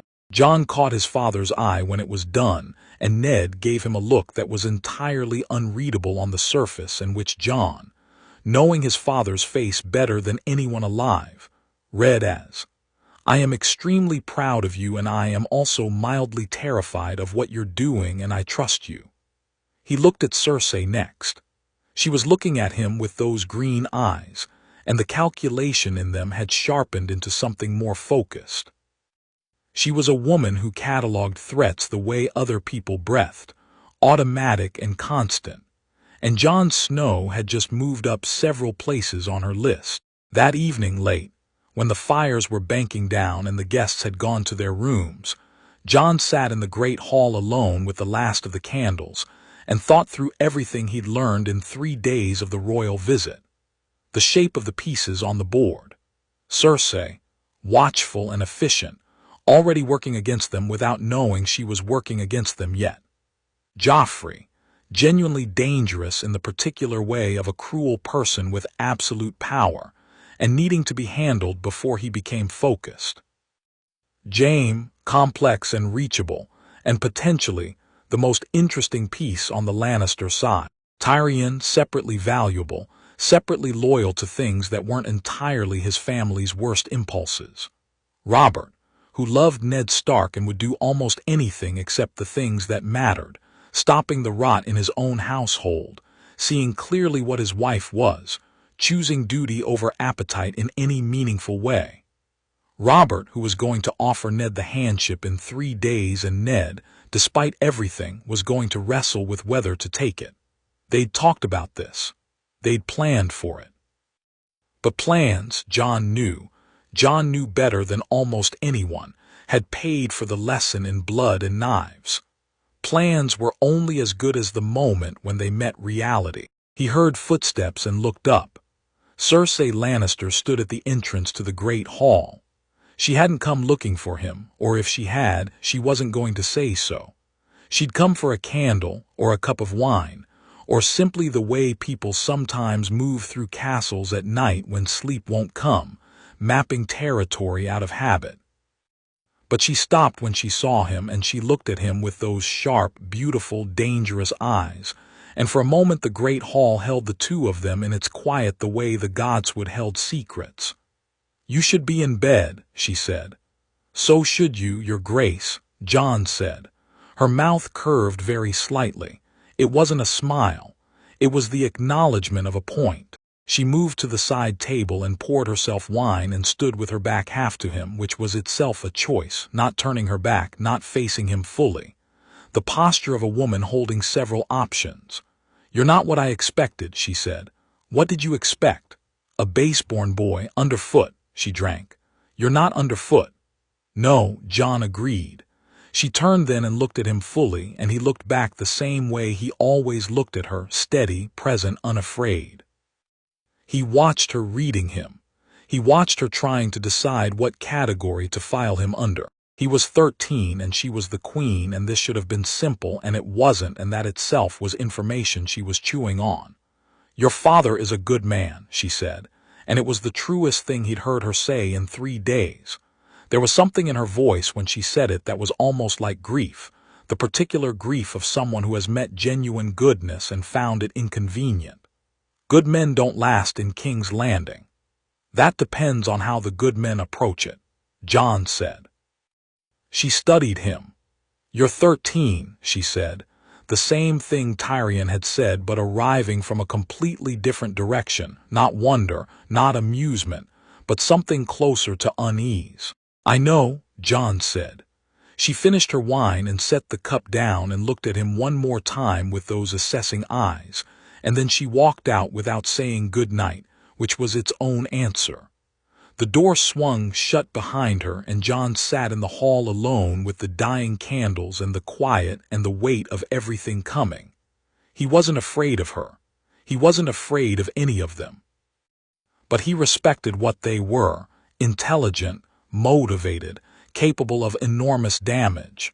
The way you respect a fire, not because it scares you, but because it is genuinely dangerous and should be treated accordingly. He got up and walked through Winterfell's quiet corridors to his room and lay down, and Ghost climbed up and pressed against his side, warm and heavy.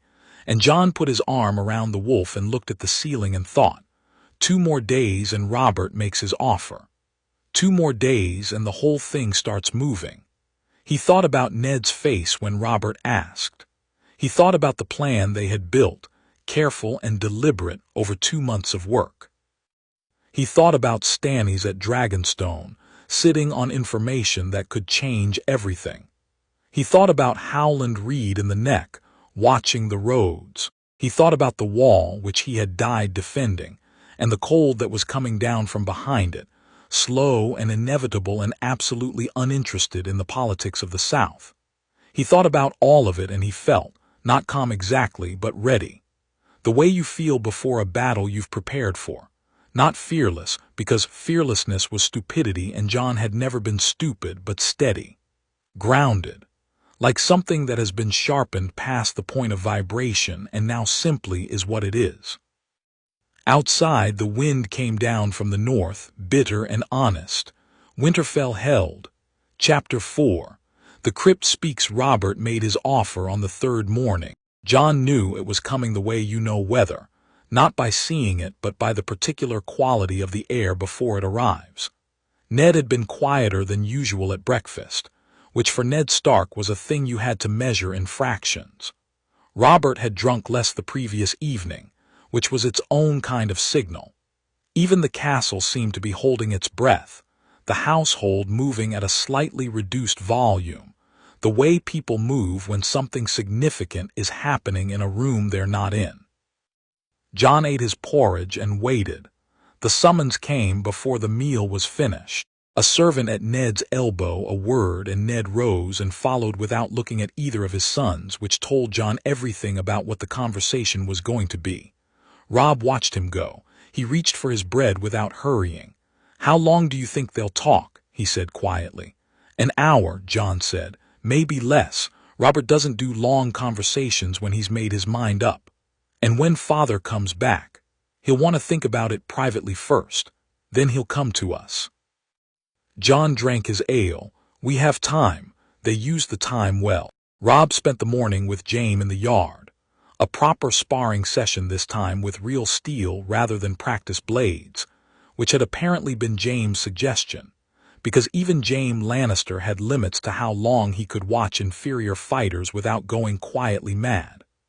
Jon watched from the fence for a while.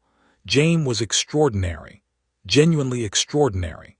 The kind of swordsman you understood intellectually, was among the best alive, and then saw move and suddenly understood it in your bones instead.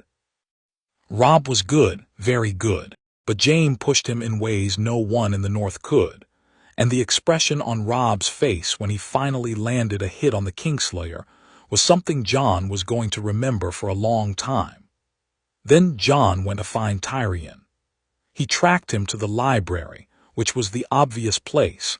Tyrion was the kind of man who treated other people's libraries as a personal right rather than a courtesy, which was irritating in someone you didn't like and endearing in someone you did. He'd pulled 3 books from Lewin's shelves and had them open at the same time on the reading table, cross-referencing something with the focused energy of a man doing actual work, and he looked up when Jon came in without particular surprise. "The young wolf returns," Tyrion said. "You're reading our books," Jon said, pulling up the chair opposite. "Your Meister has excellent taste. There's a treatise here on northern fortification techniques that I haven't seen anywhere south of the Neck." He closed one of the volumes. "What do you want, Jon Snow?" Jon appreciated the directness. Tyrion was one of the few people at this visit who said what he meant, and the relief of that was genuine. "Information," Jon said. "What kind?" "King's Landing, the court. Specifically, the structure of the small council and who on it can be trusted and who is operating on behalf of interests that aren't the king's." Tyrion was quiet for exactly 3 seconds, which was his version of a long pause. "You're asking me to tell you which of my family's allies are actually my family's agents. I'm asking you to tell me which of the king's advisors are actually advising the king." Tyrion looked at him with those mismatched eyes that were very busy doing something complicated. "Why would I answer that?" "Because you don't want the realm to fall apart," Jon said. "Because you're smarter than most of your family and you can see where things are heading and it worries you. Because—" he paused, choosing the words with care. "Because your nephew is not a good person and you know it, and you've been watching it for years, and you know what it means when someone like that ends up with the throne." The silence this time was longer. Tyrion's expression didn't change exactly, but something behind it shifted. The way light shifts when a cloud moves, same surface, different depth. He looked at Jon with the full attention of a genuinely brilliant man who has just been handed something he didn't expect. "You're 13, he said. "You keep saying that," Jon said. "It keeps being relevant." Tyrion leaned back. He picked up his cup, didn't drink, set it down again. "What exactly do you think you know about my nephew?" "Enough," Jon said.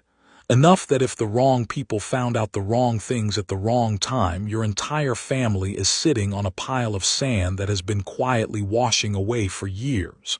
He held Tyrion's gaze. "I'm not threatening you. I want to be very clear about that. I'm not threatening you, and I'm not threatening your family. But I need to understand who in King's Landing is worth speaking to, who is Littlefinger's creature, and who genuinely wants the realm stable." Tyrion was very still. Then slowly something happened to his face that was almost respect, the reluctant kind, the kind you give when you've been outmaneuvered and have the intellectual honesty to admit it. "Varys," he said finally. "The master of whisperers. He's nobody's creature in the way you mean. He has his own agenda. It's large and old, and I don't entirely understand it. But he wants stability." He paused. "Littlefinger has the treasury and most of the small council convinced he's essential. He's not essential. He's an infestation." Another pause.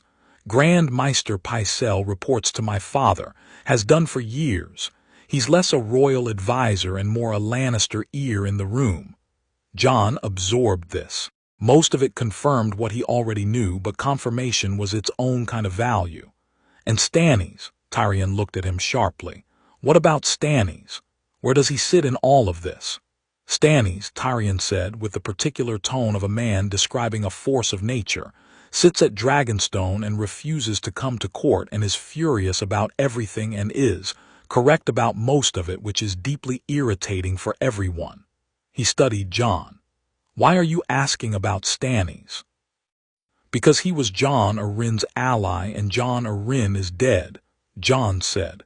"And whatever Jon Arryn was investigating, Stannis knows the shape of it." The silence this time had a different quality. Tyrion's face had gone very careful. "Yes," he said. "He does. Nothing else, but the yes itself was enough." Jon stood up. "Thank you," he said. "I haven't agreed to anything," Tyrion said. "I know." Jon moved toward the door. "But you answered my questions." "You're 13, Tyrion said again, but this time it sounded less like disbelief and more like a thing he was saying to himself privately as a note for future reference. Ned came to them that afternoon. Not to the yard or the hall, he came to the godswood, which told Jon that whatever he was carrying, he wanted to set it down in the right place. Jon and Robb were already there, sitting on the roots of the heart tree, because after years of knowing their father they had known he would come here and had come ahead of him. When he appeared through the trees and found them waiting, he stopped and looked at them with an expression that had given up being surprised and had moved into something more like exhausted acceptance. He sat down on the bank across from them, in the spot he'd sat 100 times. The pool was black and still. The carved face above watched everyone equally. "He offered me the handship," Ned said. "We know," Robb said. "I haven't answered yet." He looked at his hands, then back at them. "Tell me what you need to tell me." Jon had been thinking about this moment for 2 months. Not just what to say but how to say it, because the information was less than half of it. With Ned Stark, the how was everything. You couldn't argue him into a decision and you couldn't pressure him out of one. You had to give him the complete true picture and trust his judgment, because his judgment, unlike his stubbornness, had never been the problem. Lysa Tully poisoned Jon Arryn, Jon said. At the direction of Petyr Baelish. Ned's face didn't move. Baelish has been manipulating the situation for years. He's in love with your wife, or the idea of her, and he's been positioning himself using the chaos in King's Landing as cover. He was the one who told Lady Stark that the Lannisters were responsible for the attempt on Bran's life. Jon watched Ned register this. There was an attempt on Bran's life, father. A man sent to finish him while he was unconscious after a fall. Baelish pointed the knife at the Lannisters to start a war that would serve his purposes. Ned was very still. The fall wasn't an accident, Robb said quietly. Bran saw something he shouldn't have, something that endangered the people who couldn't afford to be seen. What did he see? Ned said, and his voice was the voice he used when he already suspected the answer. Jon and Robb looked at each other. This was the piece they'd debated longest. How much to tell Ned, how directly, and how to do it without making him react in a way that endangered all of them before they were ready. Joffrey is not Robert's son, Jon said. The Godswood was perfectly quiet. Ned looked at Jon for a long moment. Then he looked at the pool. He looked at the heart tree.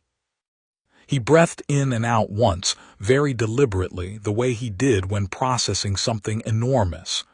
Jaime Lannister, he said. Yes. Jon Arryn found out. He was building the case when he was killed. Evidence is in the bloodlines. Every Baratheon for generations has been black-haired and black-eyed. Robert's bastards are all dark, every one of them. Jon held his father's gaze. Cersei's children are all golden. Ned closed his eyes for a moment.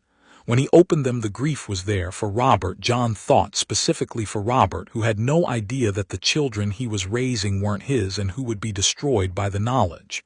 He needs to know, Ned said. Yes, Robb said, but not here. Not where Cersei can see his reaction and respond to it before we're ready. He leaned forward. If you go to King's Landing and confront this the way you would confront it, directly, honestly, following the law wherever it leads, Cersei will move against you before you've finished building the case. She's intelligent, she's terrified for her children, and she has the city guard and Baelish and most of the small council. You'll be isolated and then you'll be destroyed. Then what do you suggest? Ned said. You go, Jon said. You take the handship. But you go with allies already in place, and a plan that doesn't depend on Cersei giving you time to act. He paused. Contact Stannis before you go south, not through ravens, in person, or through a trusted messenger. He needs to know you're working the same problem and that you'll share the evidence with him when you have it confirmed. Stannis will want the throne, Ned said. Stannis should have the throne, Jon said plainly. He's the legitimate heir if Joffrey isn't Robert's. He's harsh and he's difficult and he's not a man anyone loves, but he's the law, and if we want this done right, we do it by the law. He paused. The moment you try to work around the law is the moment you become Baelish. Ned looked at him. I'm not Baelish, he said, with a quiet certainty that was almost offended. Number which is why you need to do this through Stannis. Jon held his ground. The moment Cersei's conspiracy is proven, Stannis is the answer the realm needs. Not a war of succession with 3 factions burning the country apart. One clean legal succession. Ned was quiet for a long time. The pool reflected the gray sky and the red branches of the heart tree, and the 3 of them sitting at its roots like something out of an old story. You go to King's Landing with eyes open, Robb said. You take Arya and Sansa because Robert will expect it and because keeping them here starts to look like preparation for conflict. But you take them knowing what the city is, not expecting it to behave like Winterfell.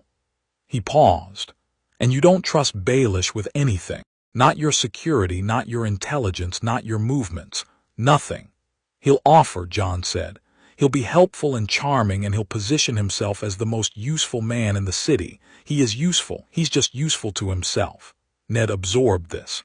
Is there anything else? He said with the tone of a man who suspects there is and is bracing for it. Jon looked at Robb. Robb nodded slightly. There's the matter of what's coming from beyond the wall, Jon said. Ned looked at him.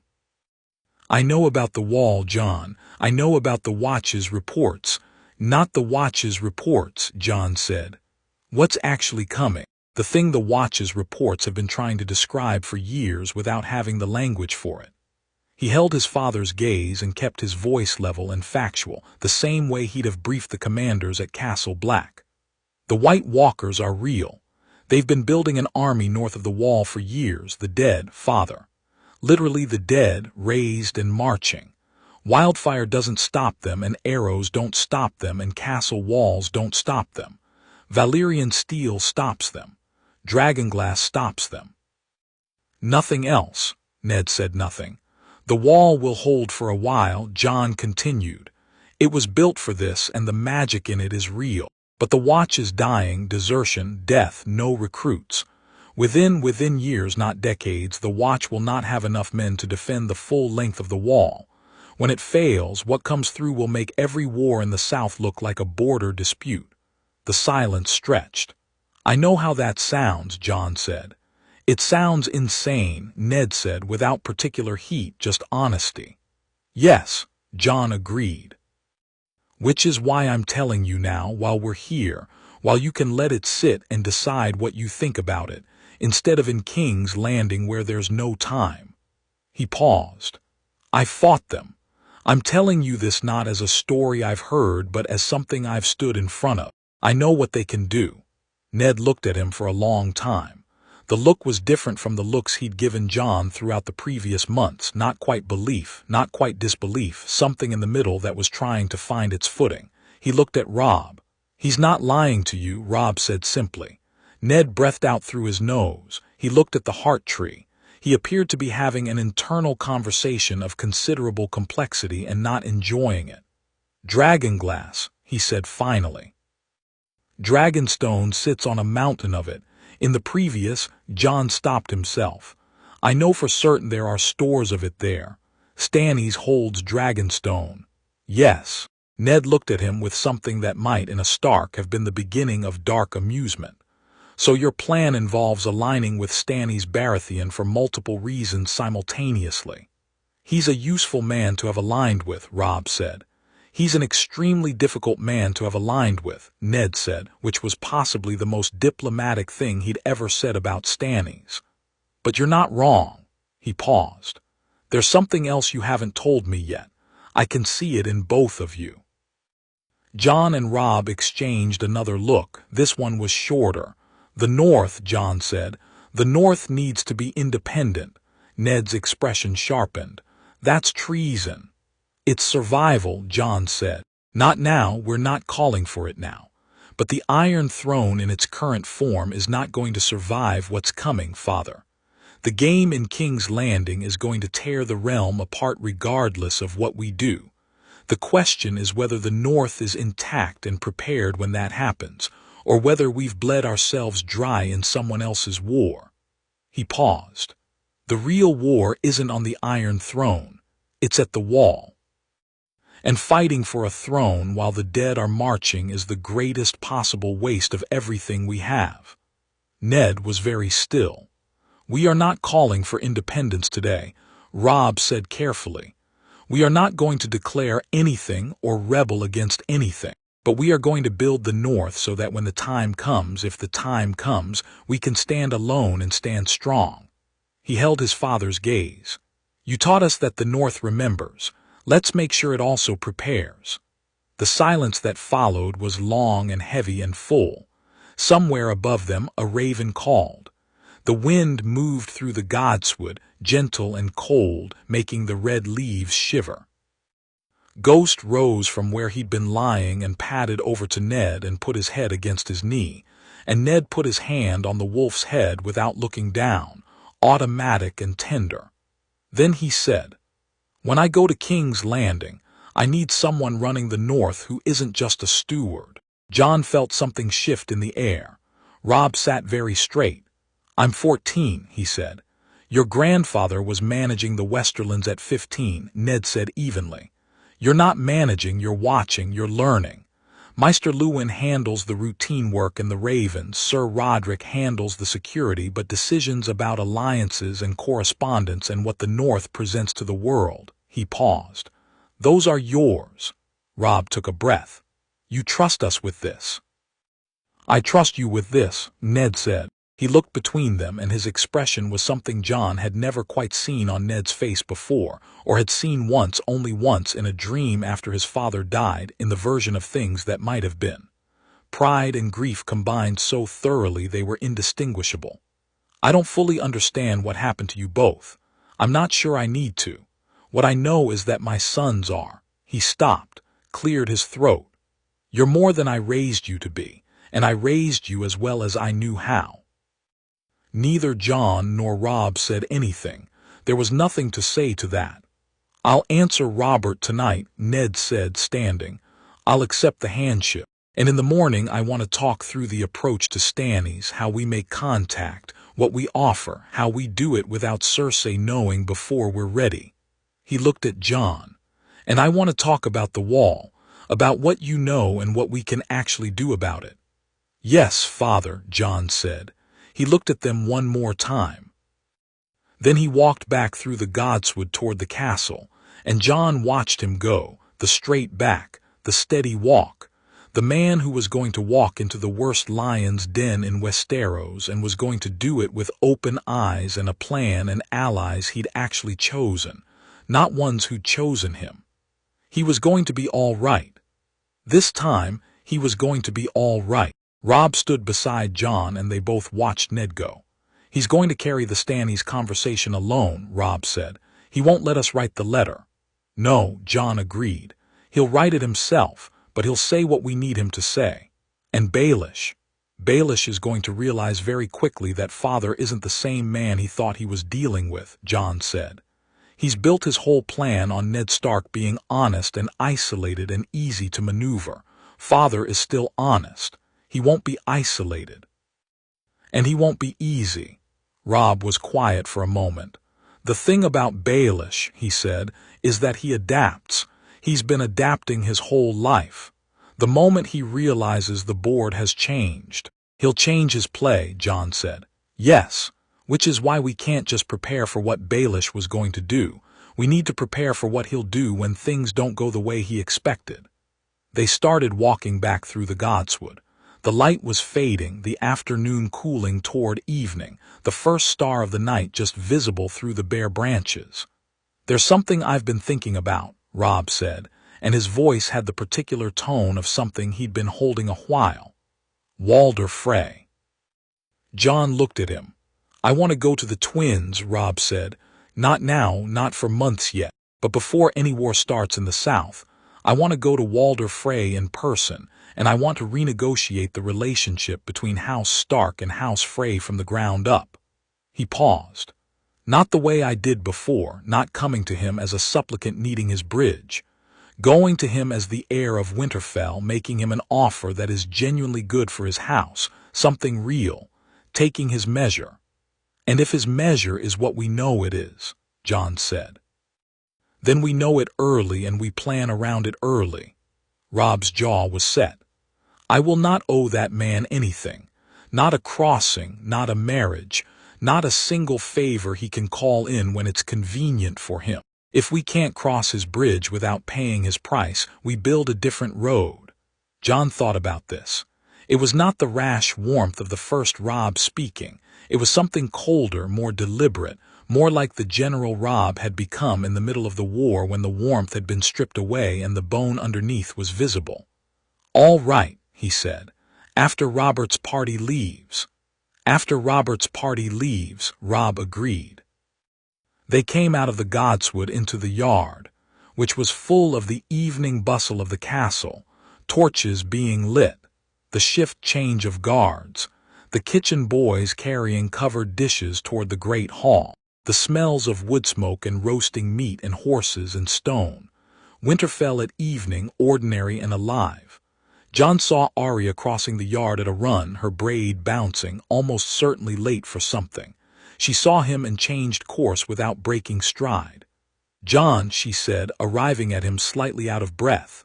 "Tomorrow morning, early, are we training?" "We're training," Jon said. She nodded, satisfied, and was already turning away when Jon said, "Arya." She turned back. "You were watching at the bout yesterday," he said.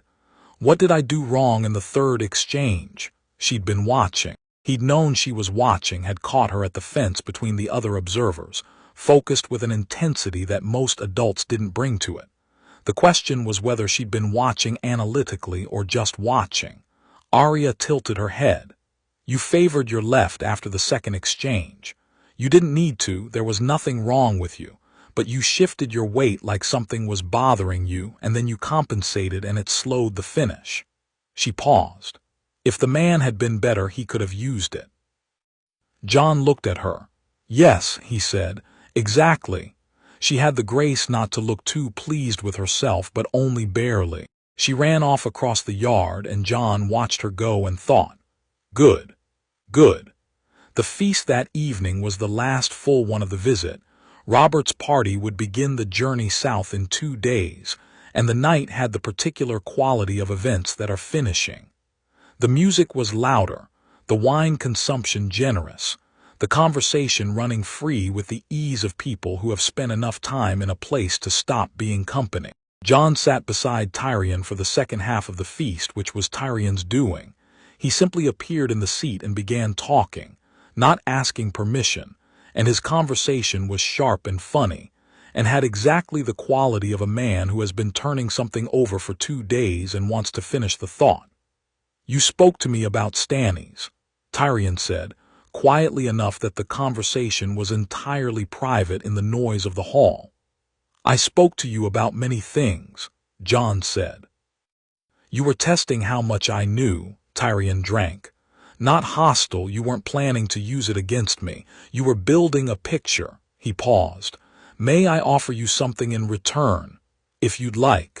"My brother," Tyrion said carefully, "is not purely my sister's creature. He is complicated. James' loyalties are more complex than they appear from the outside, and most people interpret them wrong because they don't take the time to look beneath the performance." He met Jon's eyes. "He's been King's Guard for 16 years. He spent 16 years watching the rot, and it has cost him things he will never admit to anyone, and most of what people think they know about him is either wrong or incomplete." Jon thought about Jaime Lannister, about the arc of a man who had killed the king he swore to protect and spent the rest of his life wearing that title and everything that came with it, about the hand he'd lose and what losing it had done to him, and who he'd been underneath once he stopped being able to pretend the sword was all of him. "I know," Jon said. Tyrion looked at him. "How? People are rarely only what they appear to be," Jon said. "Especially people who have spent years performing a version of themselves they don't entirely believe." Another pause. Tyrion's mismatched eyes were very busy. "My family is going to be a problem," he said, and it came out with the particular flatness of a man being honest about a painful thing. "I don't mean just for House Stark. I mean structurally. The way things are arranged in King's Landing, the way my father has built the Lannister position, the debts and the leverage and the relationships, it's not sustainable. Something is going to break. When it does, it's going to be loud and it's going to damage everything around it." "Yes," Jon said. "I'd prefer," Tyrion said carefully, "that the damage be contained." "So would I." They looked at each other. "If your father goes to King's Landing," Tyrion said, "and if things become difficult, which they will, I'd like him to know that not every Lannister in the city is working against him." Jon felt something crystallize. He said carefully, "You'd need to be discreet." "I'm very good at discreet," Tyrion said with a slight smile. "I've had to be." "All right," Jon said. Tyrion raised his cup. Jon raised his. They drank, and neither of them said anything more about it. And across the hall the music played on and the feast burned bright, and none of the people in it knew that two separate conversations had shifted things considerably in the last few hours. Later, after the feast had run its course and the fires were banking and the last guests had trailed off to sleep, Jon went down to the crypts alone. He took a candle. He walked the long corridor of stone faces, the lords of Winterfell looking down from their alcoves with their empty eyes and their stone swords, patient as everything old was patient. He passed his grandfather. He passed further back into the older section, where the names were harder to read and the stone was darker. He stopped in front of Lyanna Stark. She was young in the stone. They always made them young when they died young, which was its own kind of statement about what was lost. Her face was serene in the way carved stone faces were always serene, emptied of the stubbornness and fire and humor that Ned had described. Just the face, just the shape of her. Jon held the candle up and looked at her for a long time. "I don't know what to say to you," he said quietly, because the crypts demanded honesty. "I spent my whole life not knowing you existed, and then I found out and you've always been stone for me. I never got to be angry at you for the choice you made. I never got to understand it." He paused. "I understand it better now. You chose. Whoever you were someone who made her own choices and paid for them, and the world used your death to justify a war that killed thousands of people and never once asked what you actually wanted." The stone face looked serenely ahead. "I'm going to do better," Jon told her. "I'm going to do better than what we had. And whatever I am, whatever that name means, whatever claim comes with it, I'm your son. I want you to know that I know that, and that it matters." He stood there a moment longer in the candle-lit quiet, the cold settling around him, the weight of all those stone lords pressing in from both sides. Then he turned and walked back up the stairs and out into Winterfell's living dark. Ghost was waiting for him at the top. Of course he was. Jon put his hand on the wolf's neck. They stood together in the corridor for a moment, the wolf and the boy who wasn't quite a boy anymore, who was something older and stranger and more purposeful than the age of his body suggested. Then Jon said, very quietly, to no one and to everyone, "Let's go." And Ghost pressed against his side, and they walked back through Winterfell toward whatever was coming. Chapter 5. The Spider's Web King's landing hit Jon like a fist. Not the smell, though the smell was considerable. 10,000 people living on top of each other in the summer heat. The river and the sea, and the refuse of a city that had grown faster than its capacity to manage itself. Not even the noise, which was a constant living thing, layered and relentless in a way Winterfell's sounds never were. It was the density of it. The press of bodies and intentions and agendas in every direction, so thick you could feel it on your skin like weather. He stood at the window of the Tower of the Hand on the morning of their third day in the city and looked out over King's Landing and thought, "This place killed my father and it would have killed me too, and it is going to try very hard to do both of those things again." He ate his breakfast and went to find Arya. She was in the practice yard Ned had arranged for her, smaller than what she'd had at Winterfell, tucked behind the Tower of the Hand in the shadow of the castle walls, which suited her perfectly because small and hidden were exactly the conditions under which Arya Stark was most productive. She was already there when Jon arrived, working through the footwork sequences he'd taught her over 6 months of Winterfell dawns, moving with the fluid, unhurried precision that meant she'd stopped thinking about the steps and started feeling them. She heard him coming and didn't stop. "You're 3 minutes late," she said. "I was learning the layout," Jon said. He dropped his travel cloak on a post and picked up a practice blade. "How much did you take in on the ride through the city?" "The gold cloaks at the gate checked our wagon twice, but not Joffrey's party in front of us. Selective, either lazy or paid." She turned to face him, settled her stance. "The street vendors clear a path for Lannister colors but not for fathers, and the mud gate is undermanned for a city this size. Jon studied her. She was 8 now, lean and quick, and 6 months of actual training showed in the way she moved. Not a child playing at something, but the real thing, still forming, still raw in places, but genuine.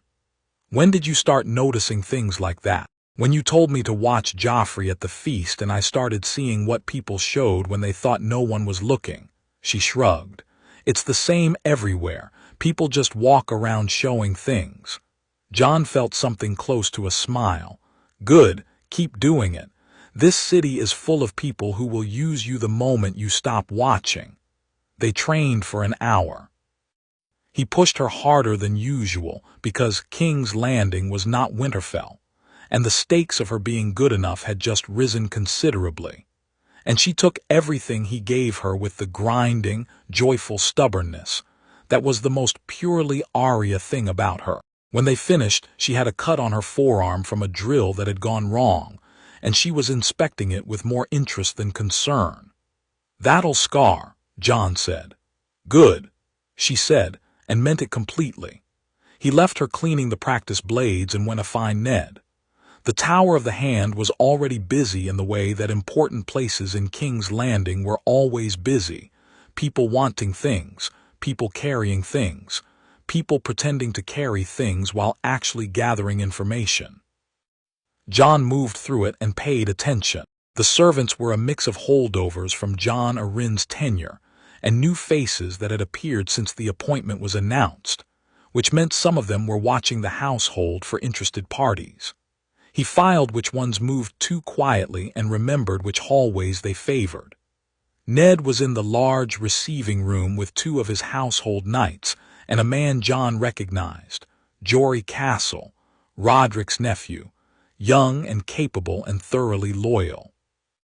They were going over the tower's security arrangements with the focused attention of people taking an unfamiliar building seriously.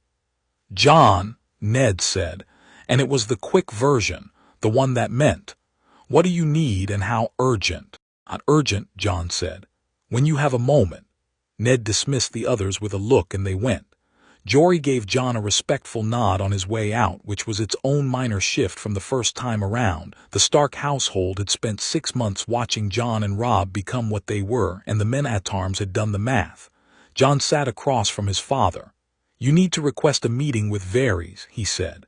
"Privately, not through official channels and not through Baelish."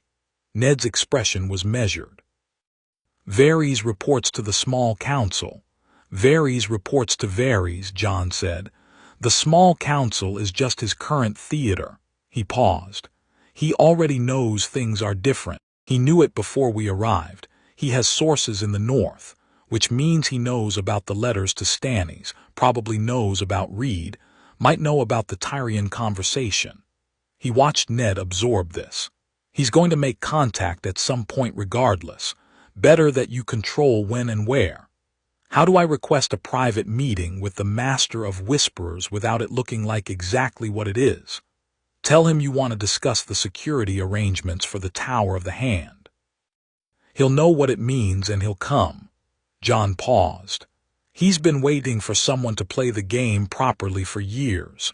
When you approach him directly without pretense, he'll respond in kind. He respects that." Ned studied him. "You sound very certain about a man you've never met." "I've had time to think about him," Jon said, which was not false. A pause. "The small council meeting is this afternoon," Ned said. "Baelish will be there." "I know. He'll try to position himself as my most useful ally within the hour." "Let him try," Jon said. "Be polite, be receptive, and give him absolutely nothing he can use. He needs you to feel isolated and dependent.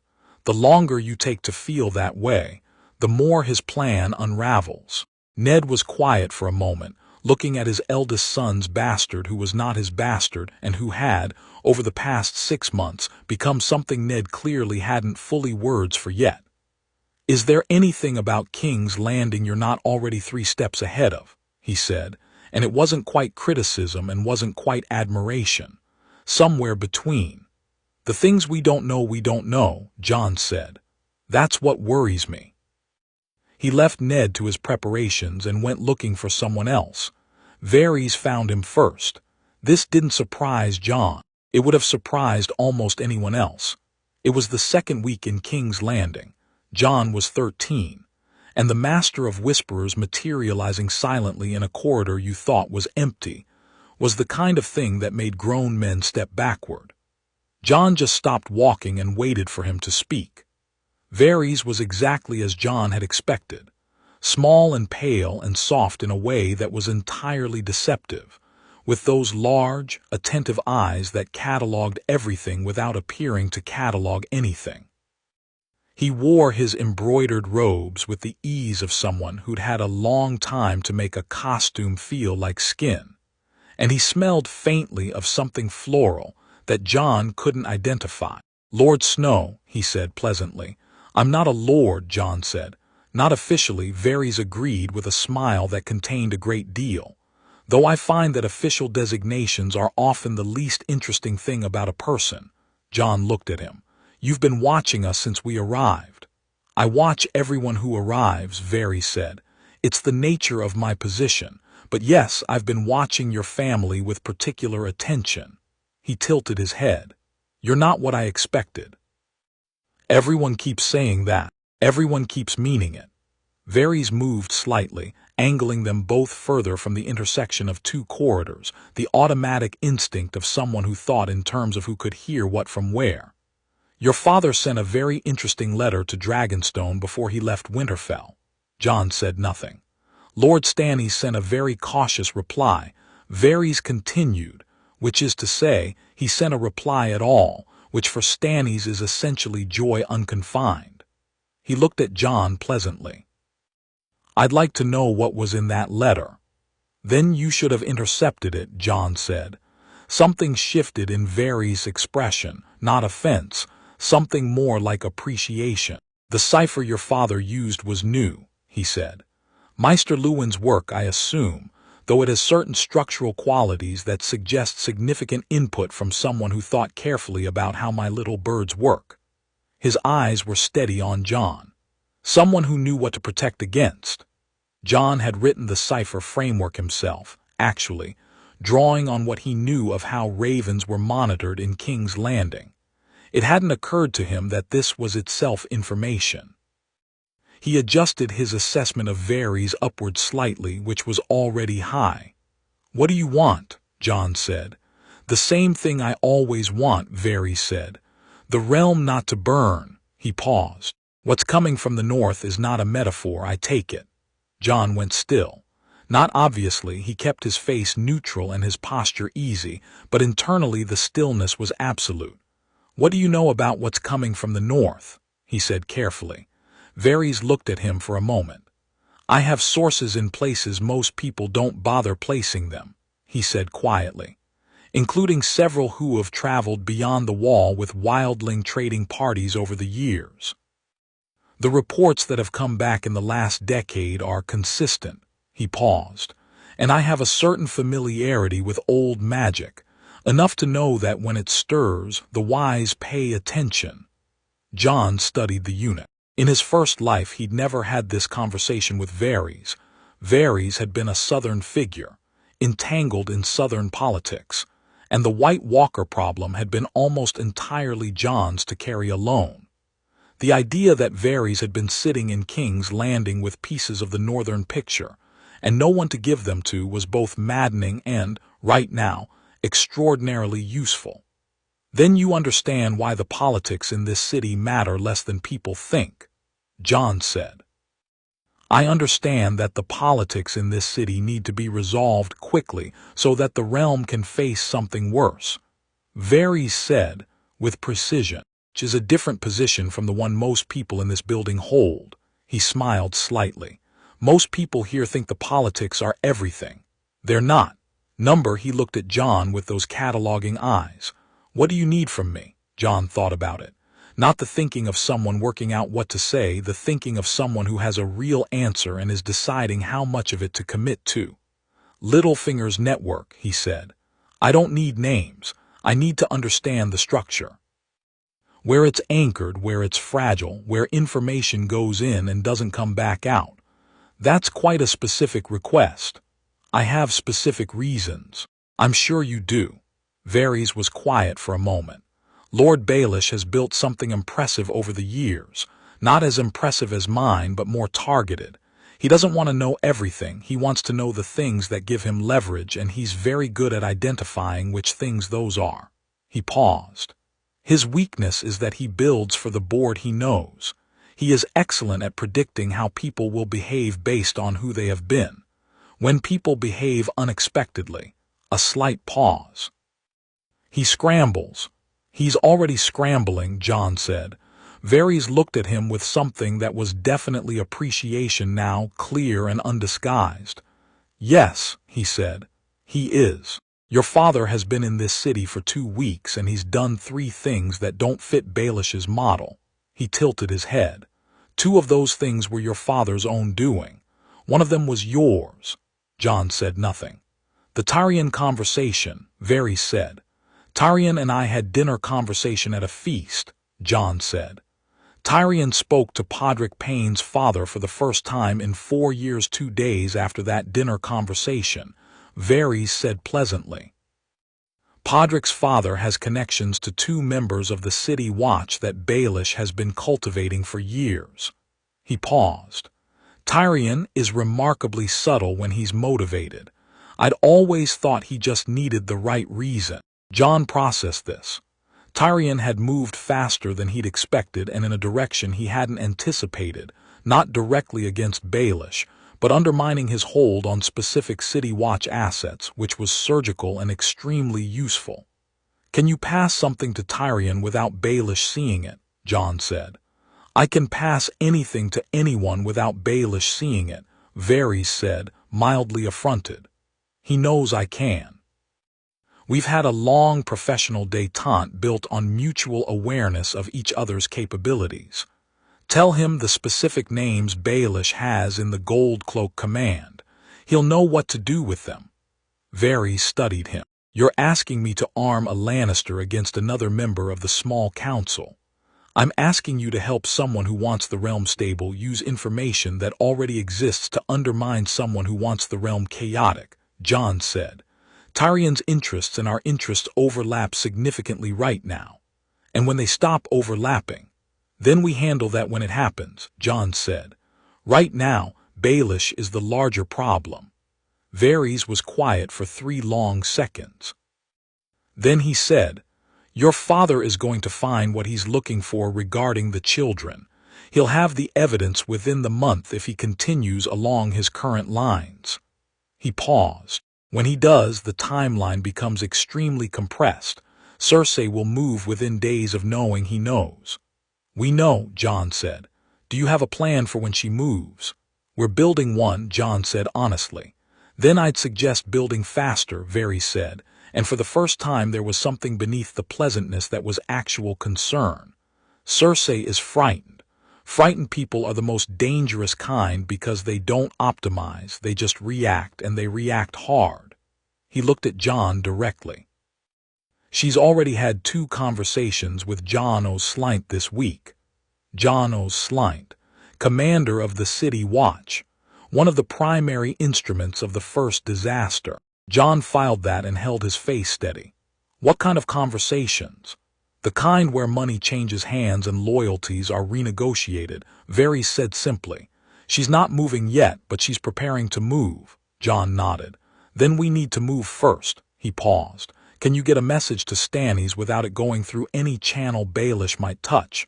I can get a message to Stannis' personal Maester directly, Varys said. It would take 5 days. Send it, Jon said. Tell him that Lord Stark will have the evidence he needs within 30 days, and that Stannis should be ready to act on short notice. He paused. Tell him that Lord Stark recommends he begin moving men to Dragonstone's harbor quietly, not a fleet, just readiness. Varys looked at him for a long moment. This is quite a lot of coordination for a 13-year-old, he said, and it was not unkind. It's quite a lot of coordination for most adults in point of fact. Someone has to do it, Jon said. Yes, Varys agreed thoughtfully. Someone always has to. He straightened his robes. I'll send the message. And I'll have the information about Baelish's network structure to you by tomorrow evening, through your sister's water dancing instructor, who is mine. That was how Jon found out that Syrio Forel was one of Varys' people. He stood in the corridor after Varys had gone and thought about that for a full minute. Then he thought, of course he is. Then he thought, good. Then he went back to the Tower of the Hand and sent a servant to ask Sansa if she wanted to walk in the gardens, which was his signal to Robb that there was news and they needed to talk. They met in Sansa's room because it was the one room in the tower that Jon had swept personally for listening spots, finding too, a small gap in the wall paneling, and a loose stone near the fireplace that created an acoustic channel to the room below, and blocking both. Sansa sat on the window seat with her embroidery in her lap and did not embroider. Robb stood with his back to the wall. Jon sat on the chest at the foot of Sansa's bed and told them what he'd learned. Robb was quiet through all of it. He did the thing he did when he was thinking hard, absolutely still, eyes focused on the middle distance, the total inward attention of someone running variables. Then he said, "Jon O'Slint." "Yes," Jon said. "We need him gone from the City Watch before Cersei can use him," Robb said. "Not just neutralized, gone. If he's sold the Watch to Cersei before Father needs the Watch, everything falls apart the same way it did before. He can't be removed without a reason Robert will accept," Jon said. "Robert likes the man." "Then we give Robert a reason," Robb said. "Slint's corrupt. It won't be hard to document. Get Varys to surface specific instances of bribery, things Robert can't ignore without looking like he's endorsing it, and Father presents them to the king as a matter of law and order." He paused. "Robert responds to that. He hates corruption when it's made concrete and specific. He just doesn't go looking for it. He'll want to handle it himself once he sees it," Sansa said. Both brothers looked at her. She set down her embroidery and met their eyes with the composed directness she'd been growing into steadily since the conversation in the Godswood. "Robert doesn't like being managed," she said. "If Father goes to him with a problem and a solution already packaged, he'll feel like he's being moved. But if Father goes to him with a problem and genuine outrage and lets Robert arrive at the solution himself," she paused. "Robert is a man who needs to feel like the decision is his." Jon looked at her for a moment. "Yes," he said. "Exactly right." "I've been watching the Queen," Sansa said, which she said the way someone might say I've been studying a dangerous animal. "She manages Robert that way all the time. She always makes him feel like he's decided something when she's already decided it for him. It works almost every time, except when he's very drunk or very angry." "He's right," Robb said to Jon, with a tone that suggested he was both impressed and unsettled by how quickly their sister had grown these teeth. "I know," Jon said. Sansa picked up her embroidery again, but her eyes were still sharp and present. "Joffrey came to find me yesterday," she said in the same even tone. The room's temperature dropped slightly. "He was charming," she continued before either of them could speak. "He brought me a flower from the gardens. He said very correct things about my dress." She paused, and the whole time he was talking he was looking at me the way the master of horses at Winterfell looks at a horse he wants to buy and is deciding whether the price is fair. She said a careful stitch. "I was very gracious and very happy to see him, and I told him absolutely nothing." "Good," Robb said, quietly and with feeling. "He'll try again," Jon said. "I know." She didn't look up from her work. "I'll keep being gracious and keep giving him nothing, and I'll keep watching." A pause. "He has a dog. He's unkind to it in small ways when he thinks nobody is looking. I noticed that the second day." Jon thought about Sansa in his first life. The girl who'd been crushed by King's Landing, who'd been weaponized and married and terrorized, and had survived it all through a kind of pure stubborn endurance that had never quite gotten the credit it deserved.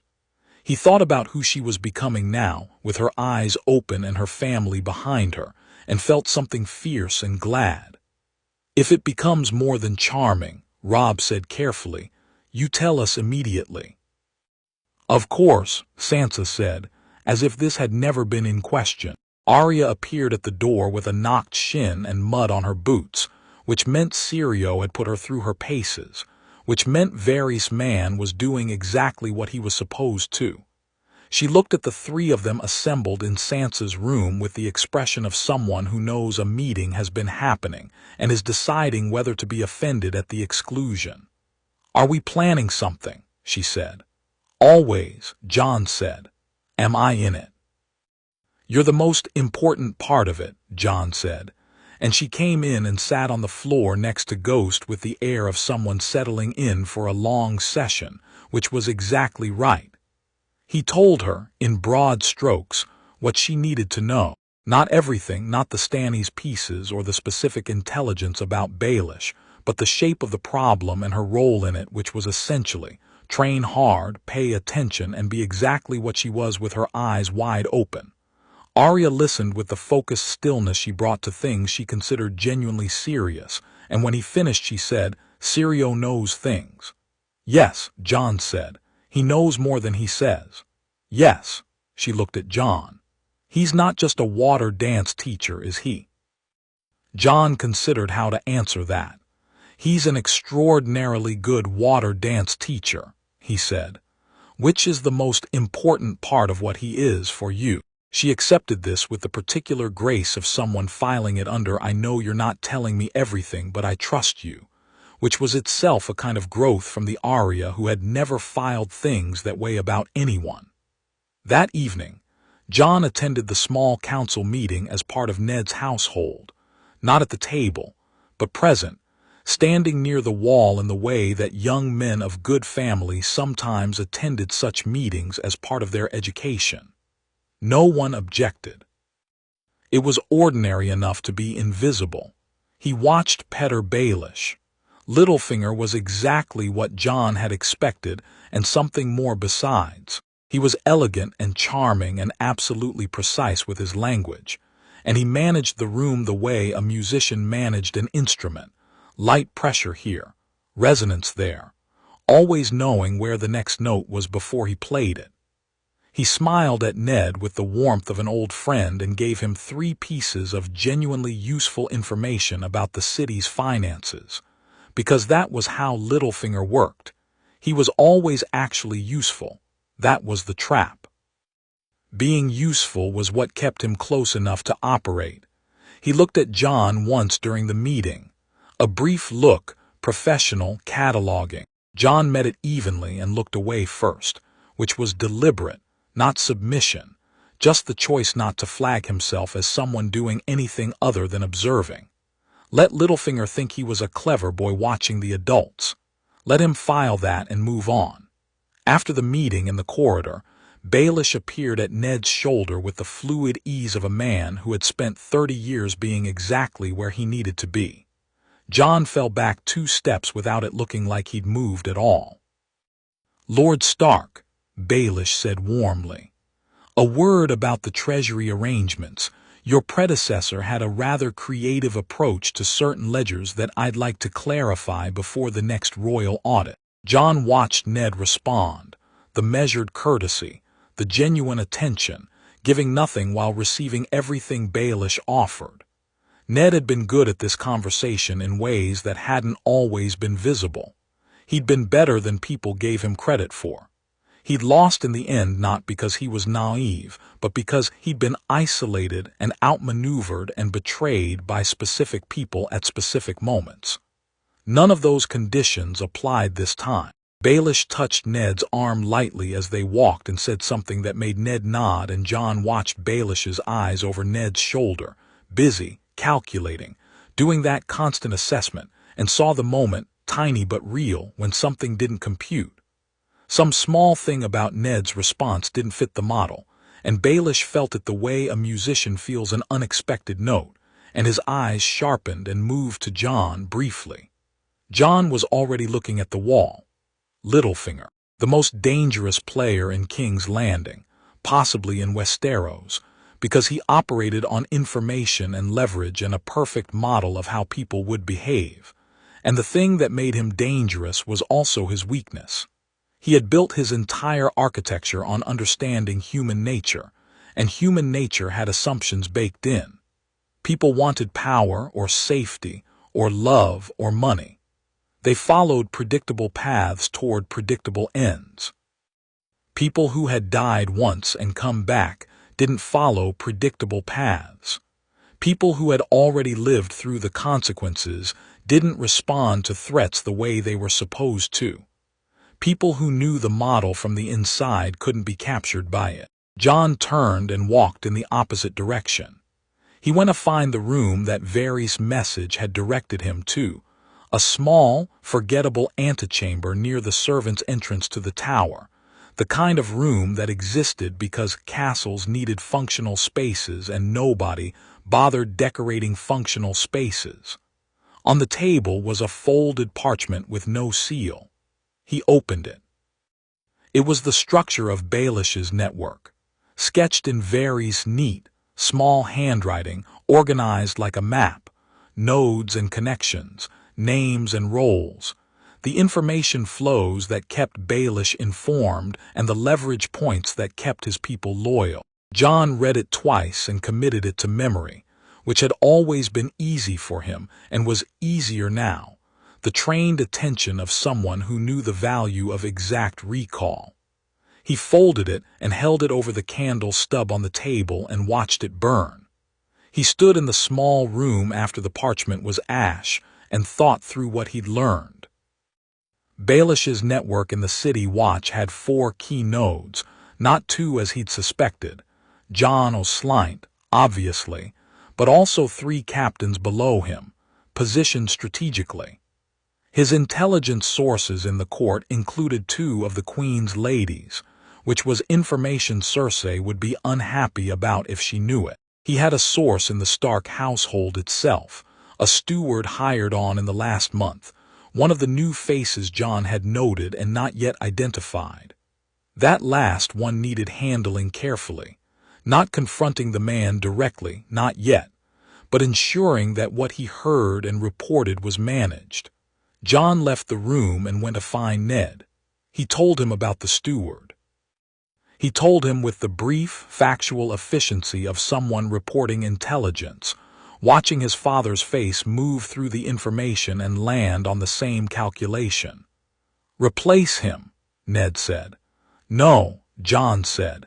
"Keep him, but make sure that what he sees and hears and reports is exactly what we want Baelish to know. Feed him specific information at specific moments." He paused. "When the time comes to move on Cersei, we use him to give Baelish false intelligence about father's timeline." Ned looked at him steadily. "That's effective," Jon said. "I was going to say dishonest. It's a man who betrayed your household's trust to sell information to your enemy," Jon said quietly. "The dishonesty already happened. We're just redirecting it." A long pause. Ned had the expression of a man who was finding that pragmatism and principle were requiring more complex navigation than he preferred. But he nodded. "All right." The evidence came 2 weeks later. Not dramatically. Evidence rarely arrived dramatically. It came through a series of quiet conversations Ned had with a septa who had attended the births of several noble children in King's Landing. Through records that Maester Luwin had quietly requested from the Citadel's records office, using channels that didn't advertise whose request it was. And through a young knight named Hugh of the Vale who had served Jon Arryn, and who Ned found, through careful inquiry, had been asking questions very similar to the ones Jon Arryn had been asking before he died. Jon sat with Ned in the solar of the Tower of the Hand on the evening Ned spread all of it on the table, and they looked at it together. The bloodlines, the births, the colors, the pattern that said unmistakably to anyone looking clearly, "These are not Robert's children." Ned was quiet for a long time looking at it. "There it is," he said. "Yes," Jon said. "Robert needs to know." Not yet, Jon said. 3 more days. We need Stannis' confirmation that he's ready to move. We need the slight situation resolved. Did father present the bribery evidence to Robert? Yesterday, Ned said. Robert was. He stopped. He was genuinely angry. He liked Slight. Liked, Jon said. A slight pause. Liked, Ned agreed.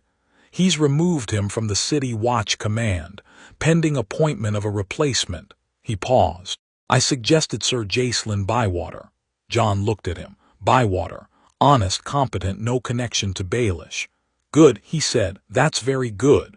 It was Sansa's suggestion, actually, Ned said, and something in his expression when he said it was private and wondering. Jon thought about that and felt the familiar complicated mix of pride and grief and gladness and pushed it aside and looked back at the evidence on the table. 3 more days, he said. Then we move. Ned nodded. He was rolling up the parchment when Jon said, Father. Ned paused. When you tell Robert, Jon said, don't manage it, don't soften it or position it. Tell him clean and direct and let him feel everything he's going to feel. He's your oldest friend. Treat him like one. He held Ned's gaze. He deserves that. Whatever happens after, he deserves to hear this from you honestly. Ned looked at him for a long moment. That's what this is about, isn't it? He said quietly. Under all of it, not just keeping us safe. You want to do it right. I want to do it right, Jon said. The first time we just survived it. This time we do it right. The candles guttered slightly in a draft from the window. Outside King's Landing breathed and buzzed and moved through its complicated, corrupt, extraordinary life. 10,000 people pursuing 10,000 agendas in the shadow of a castle that sat at the center of all of it like a stone thrown into water, everything rippling outward from it without end. Jon thought about Robb in the north, managing alliances and building the strength that would be needed regardless of how the south resolved itself. He thought about Howland Reed in the neck. He thought about Stannis at Dragonstone, hard and implacable and finally aligned with something that might actually work. He thought about Arya 3 floors below learning to move faster than anyone expected her to from a man who knew exactly what Arya Stark needed to become. He thought about Ghost, who was too large for this city and didn't care, who slept in Jon's room and made the household servants nervous, and had already once backed Joffrey against a wall and stared at him until Joffrey left the corridor, which Jon had not directly organized but had not been upset about. He thought about what was north of the wall, the cold patience of it, the army that didn't rest or negotiate or want anything except the end of everything warm. Hold, he thought. Hold just a little longer. We're coming. 3 more days. He picked up his candle and walked back through the Tower of the Hand, nodding to Jory at the corridor's end, checking the door to Arya's room as he passed, closed. No light under it, good, and continuing to his own room where Ghost raised his massive head and his red eyes caught the candlelight and Jon blew out the flame and lay down in the dark and breathed. 3 more days. Chapter 6. Wolves don't kneel. Robert Baratheon wept. Not dramatically, not the way men wept in songs, with their faces lifted and their grief made beautiful. He wept the way large men wept when something broke them unexpectedly, suddenly and privately, his face going red and his eyes going bright and his chest hitching once like something had struck him. He turned away from the table and stood at the window of his solar with his back to Ned, and his hands gripping the window frame and the knuckles going white. Ned didn't speak. He delivered the evidence exactly as Jon had said, clean and direct, no softening, the full picture laid out plainly because Robert deserved the truth from his oldest friend. He stood and waited. The silence lasted 2 full minutes.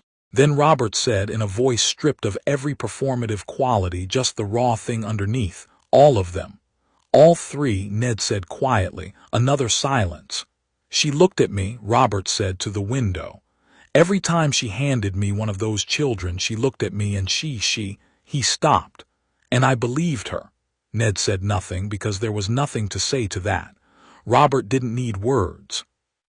He needed the room and the time to feel the magnitude of what had been done to him, and Ned Stark was perhaps the only man in Westeros who understood that and would simply stand in the room and be present for it without trying to fill the space. Jon was in the corridor outside. He wasn't supposed to be there.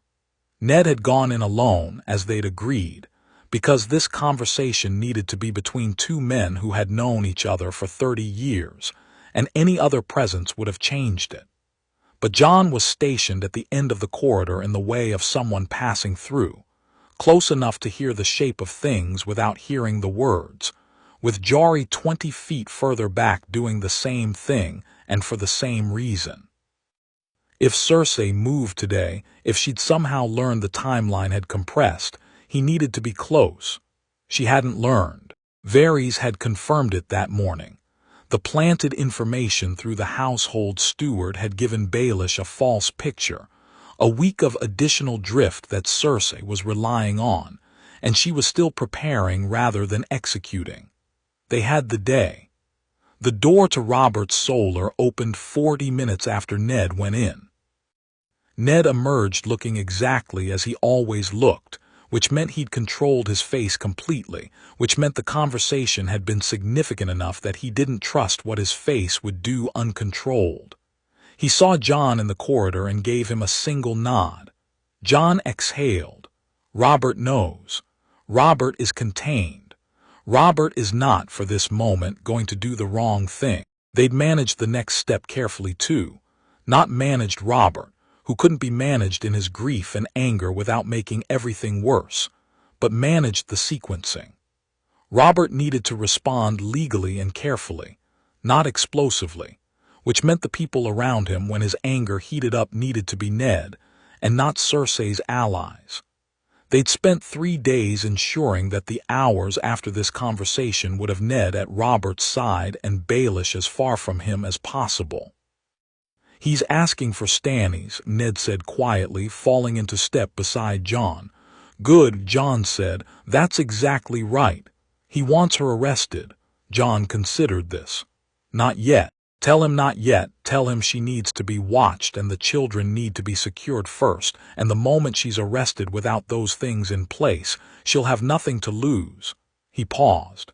"Stannis needs 3 more days to reach the city. 3 days and then everything can move at once." Ned looked at him sideways. "You've been running this timeline in your head for weeks." "For months," Jon said honestly. They walked back through the castle, and Jon's attention was distributed across everything simultaneously. The guards at intersections, the servants moving through corridors, the pattern of who was where and whether anything was displaced from its expected position. Nothing was. The day was proceeding as planned, which was the most dangerous kind of day because the days that went according to plan were the ones where you stopped watching the things you hadn't planned for. He went to find Arya. She was with Syrio in the small yard, and she was extraordinary. Jon stood at the gate for a moment and just watched, not the calculating watch he gave everything in this city, just the pure appreciation of watching someone become what they were always going to be. The movement so clean it was almost painful to look at. Syrio was pushing her harder than he'd pushed her in their first timeline, because she'd come to him 6 months more advanced than she should have been, and he was the kind of teacher who calibrated precisely to his students' actual level. She was 8 and she moved like water. Syrio noticed Jon and called a break, and Arya turned and saw him and read his face. "It's happening," she said. "Starting," Jon said. She looked at him with those gray eyes, and in them was not the fear of a child or the excitement of someone who doesn't understand what's at stake. Just the steady, clear attention of someone who has been told the shape of things and has decided to be ready for it. "What do I do?" "You stay close to Syrio," Jon said. "You don't go anywhere without him or me or Robb. Not to market, not to the gardens, not anywhere." He crouched to her level. "If something happens and we're separated, if someone comes for you or for Sansa, you already know what to do." She nodded. Not a child's nod, the anxious one. A fighter's nod. Syrio was watching them both with his calm, complicated attention. He and Jon had reached an understanding over the past weeks. Not spoken. Nothing so explicit but real. Syrio knew that Jon knew what he was, and Jon knew that Syrio had his own reasons for being exactly where he was, and they'd built a working trust around the one thing they both cared about most in this small yard, which was Arya's survival and capability. She is ready for what comes, Syrio said simply, which from him was a speech. I know, Jon said. Keep her close. He left them and went upstairs to send a raven. The raven went north to Winterfell to Robb. It said in a cipher only they shared, it starts today. 3 days, be ready. He'd been sending Robb updates every 4 days throughout the King's Landing stay, coded, routed through Maester Luwin's channels, never touching the tower's official ravens where Baelish's people might intercept them. Robb in response had been methodical and thorough, and entirely like the General Jon had watched him become in the First War, except this time working with preparation rather than desperation.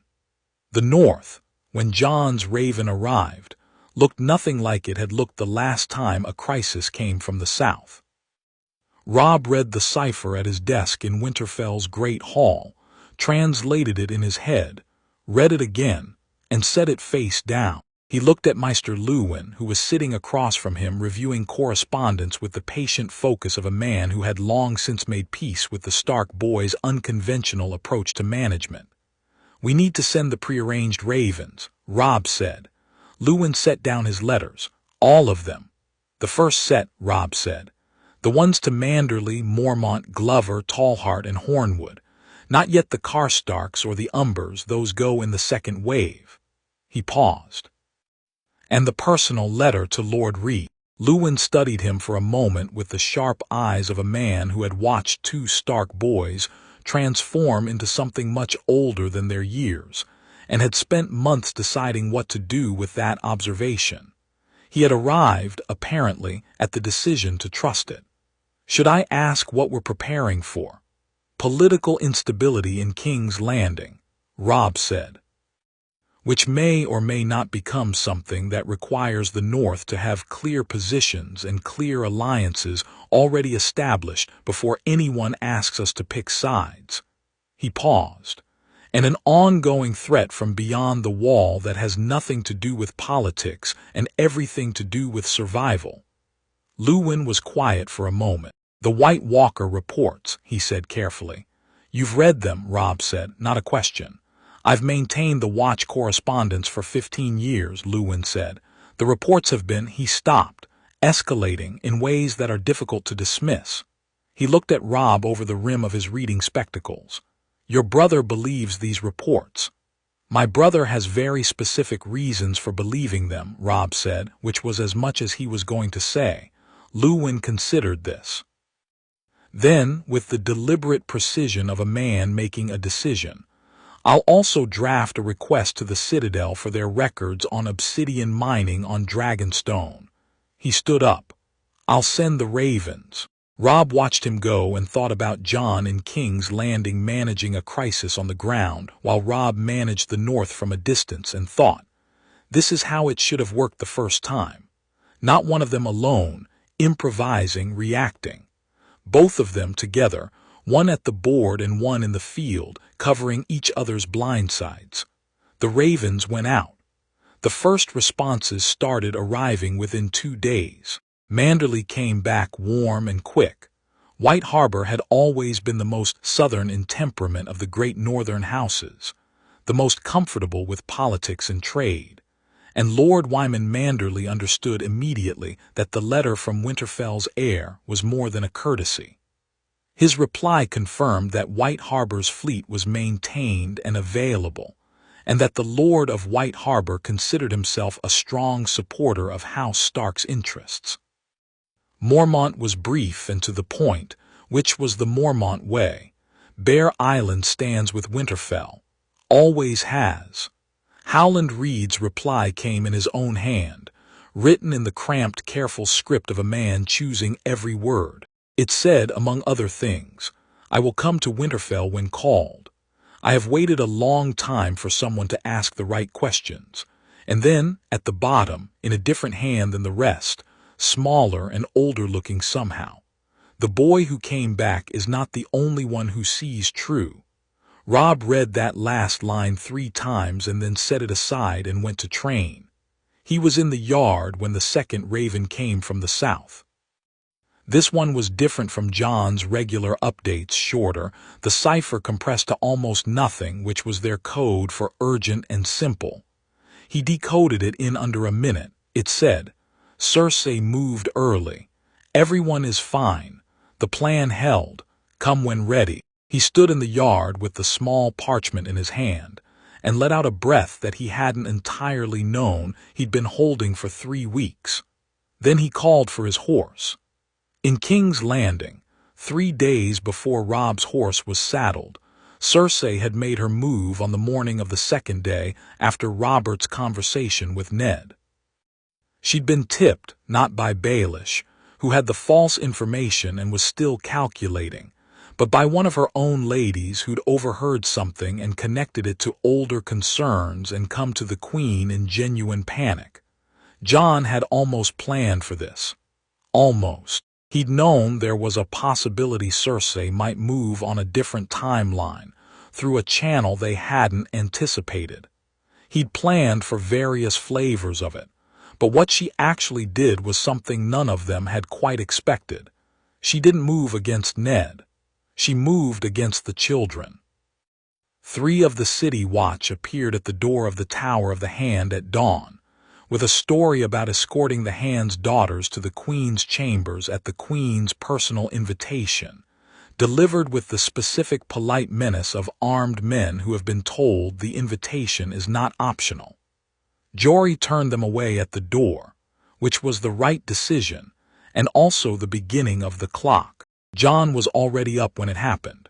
He heard it, the knock, the voices, Jory's calm refusal, and was at the top of the stairs before the City Watch men had finished their second attempt to explain that the Queen's invitation was a command in everything but name. He looked down at Jory. Jory looked up at him. "Father," Jon said quietly. Already being woken, Jory said, "Arya and Sansa. Syrio is with Arya. Sansa's door is guarded." Jory kept his voice even and his eyes on the watchmen through the door. "They're not going to leave." "No," Jon agreed. He came down the stairs and walked to the door and opened it fully. The 3 City Watchmen looked at him. He looked at them. He was 13 years old and wearing a plain tunic, and he looked at them with the specific expression of someone who has already decided how this ends and is waiting for the other party to catch up. "The Queen's invitation," the lead man said, a little less certainly than before, "has been declined," Jon said. "Lord Stark's daughters are in their father's household and under his protection. If the Queen wishes to extend an invitation to Lord Stark's family, she may send it through Lord Stark." He paused. "I'd encourage her to do that today. The Hand's schedule is quite full tomorrow." The implication landed. They heard it. Today meaning, whatever is happening today is moving faster than you think, and declining to be part of it now is the safer choice. The lead man looked at his colleagues. A calculation happened very quickly behind his eyes. Then he stepped back. Jon closed the door. Ned appeared at the bottom of the stairs in his riding clothes, sword already on, which was how you knew the situation was fully understood. He looked at Jon. Jon told him in 6 words what had happened. Ned's jaw set. "It's time," Jon said. Stannis. His fleet entered Blackwater Bay at first light. Varys had gotten word to Jon the previous evening through Syrio, and the tight satisfaction Jon had felt receiving it was still present now, clean and focused. "He's early. The winds were good." Ned looked at him for a moment. "You planned for him to be early." "I hoped," Jon corrected. "Jon, I knew the prevailing winds in the bay favor a fleet moving from Dragonstone in the second week of the month," Jon said. "I told Varys to suggest to Stannis' sailing master that he time the departure to those winds." A pause. "Stannis is nothing if not efficient." Ned looked at him with an expression that was beyond exasperated, and had passed through impressed and come out the other side into something that might have been wonder. "Right," he said, in the way that meant, "there will be a longer conversation about this eventually, but not now. What happens next?" "Robert needs to know Stannis is in the harbor before Cersei does," Jon said. "Right now, today. If Cersei gets to Robert first with her version of events, if she cries and performs and makes it about her love for him and her children, Robert is capable of hesitating long enough to let things go wrong." He held his father's gaze. "He needs to hear from you that Stannis is here and that Stannis has independent confirmation of everything, and that the legal process is already in motion." "You've spoken to Stannis' people," Ned said.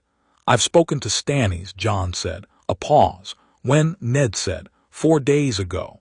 He came ashore briefly at a fishing village south of the city, which I found out about through Varys, and I went to meet him." Jon watched his father process this. "I know I should have told you. But there wasn't time to discuss it first, and I needed to make sure he understood the sequencing before he entered the harbor." "And," Ned said, with remarkable control, "he's prepared. He's committed. Jon paused, searching for the right description of Stannis Baratheon. "He's Stannis. He's furious and correct, and he will not deviate from the law, and he is absolutely going to do exactly what needs to be done."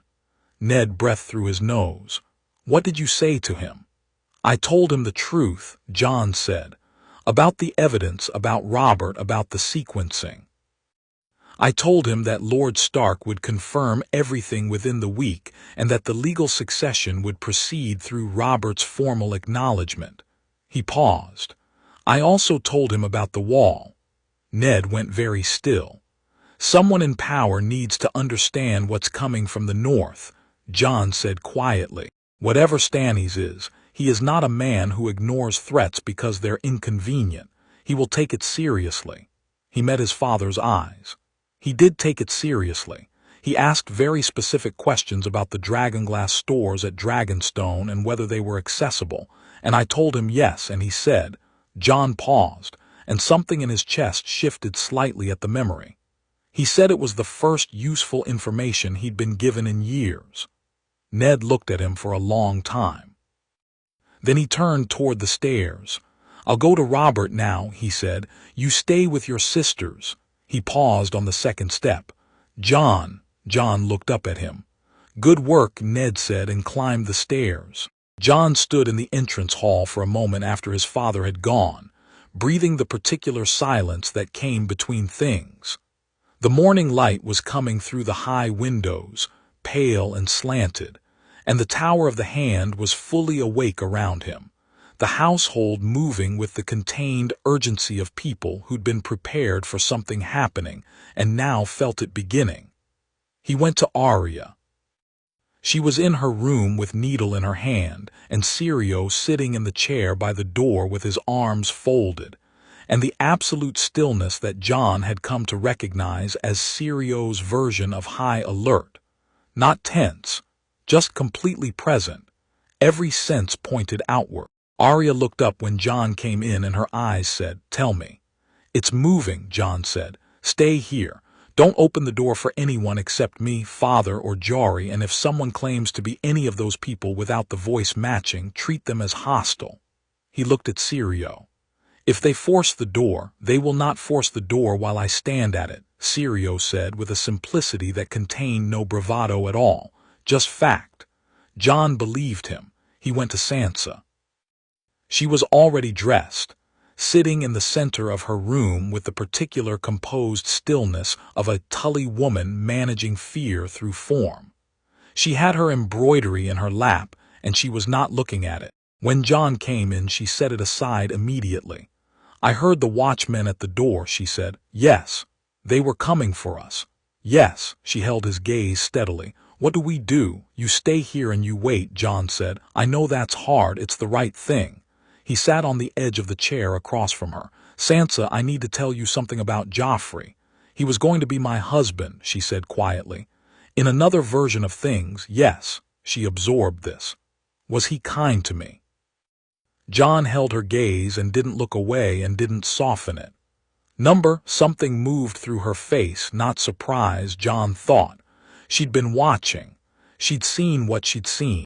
But there was a difference between suspecting a thing and being told it plainly by someone you trust, and he watched her process that difference with the dignity she always had when things hurt. "All right," she said, "I'll stay." "When this is finished," Jon said, "there are other options, better ones. Father will make sure you have real choices, not just the ones the court offers.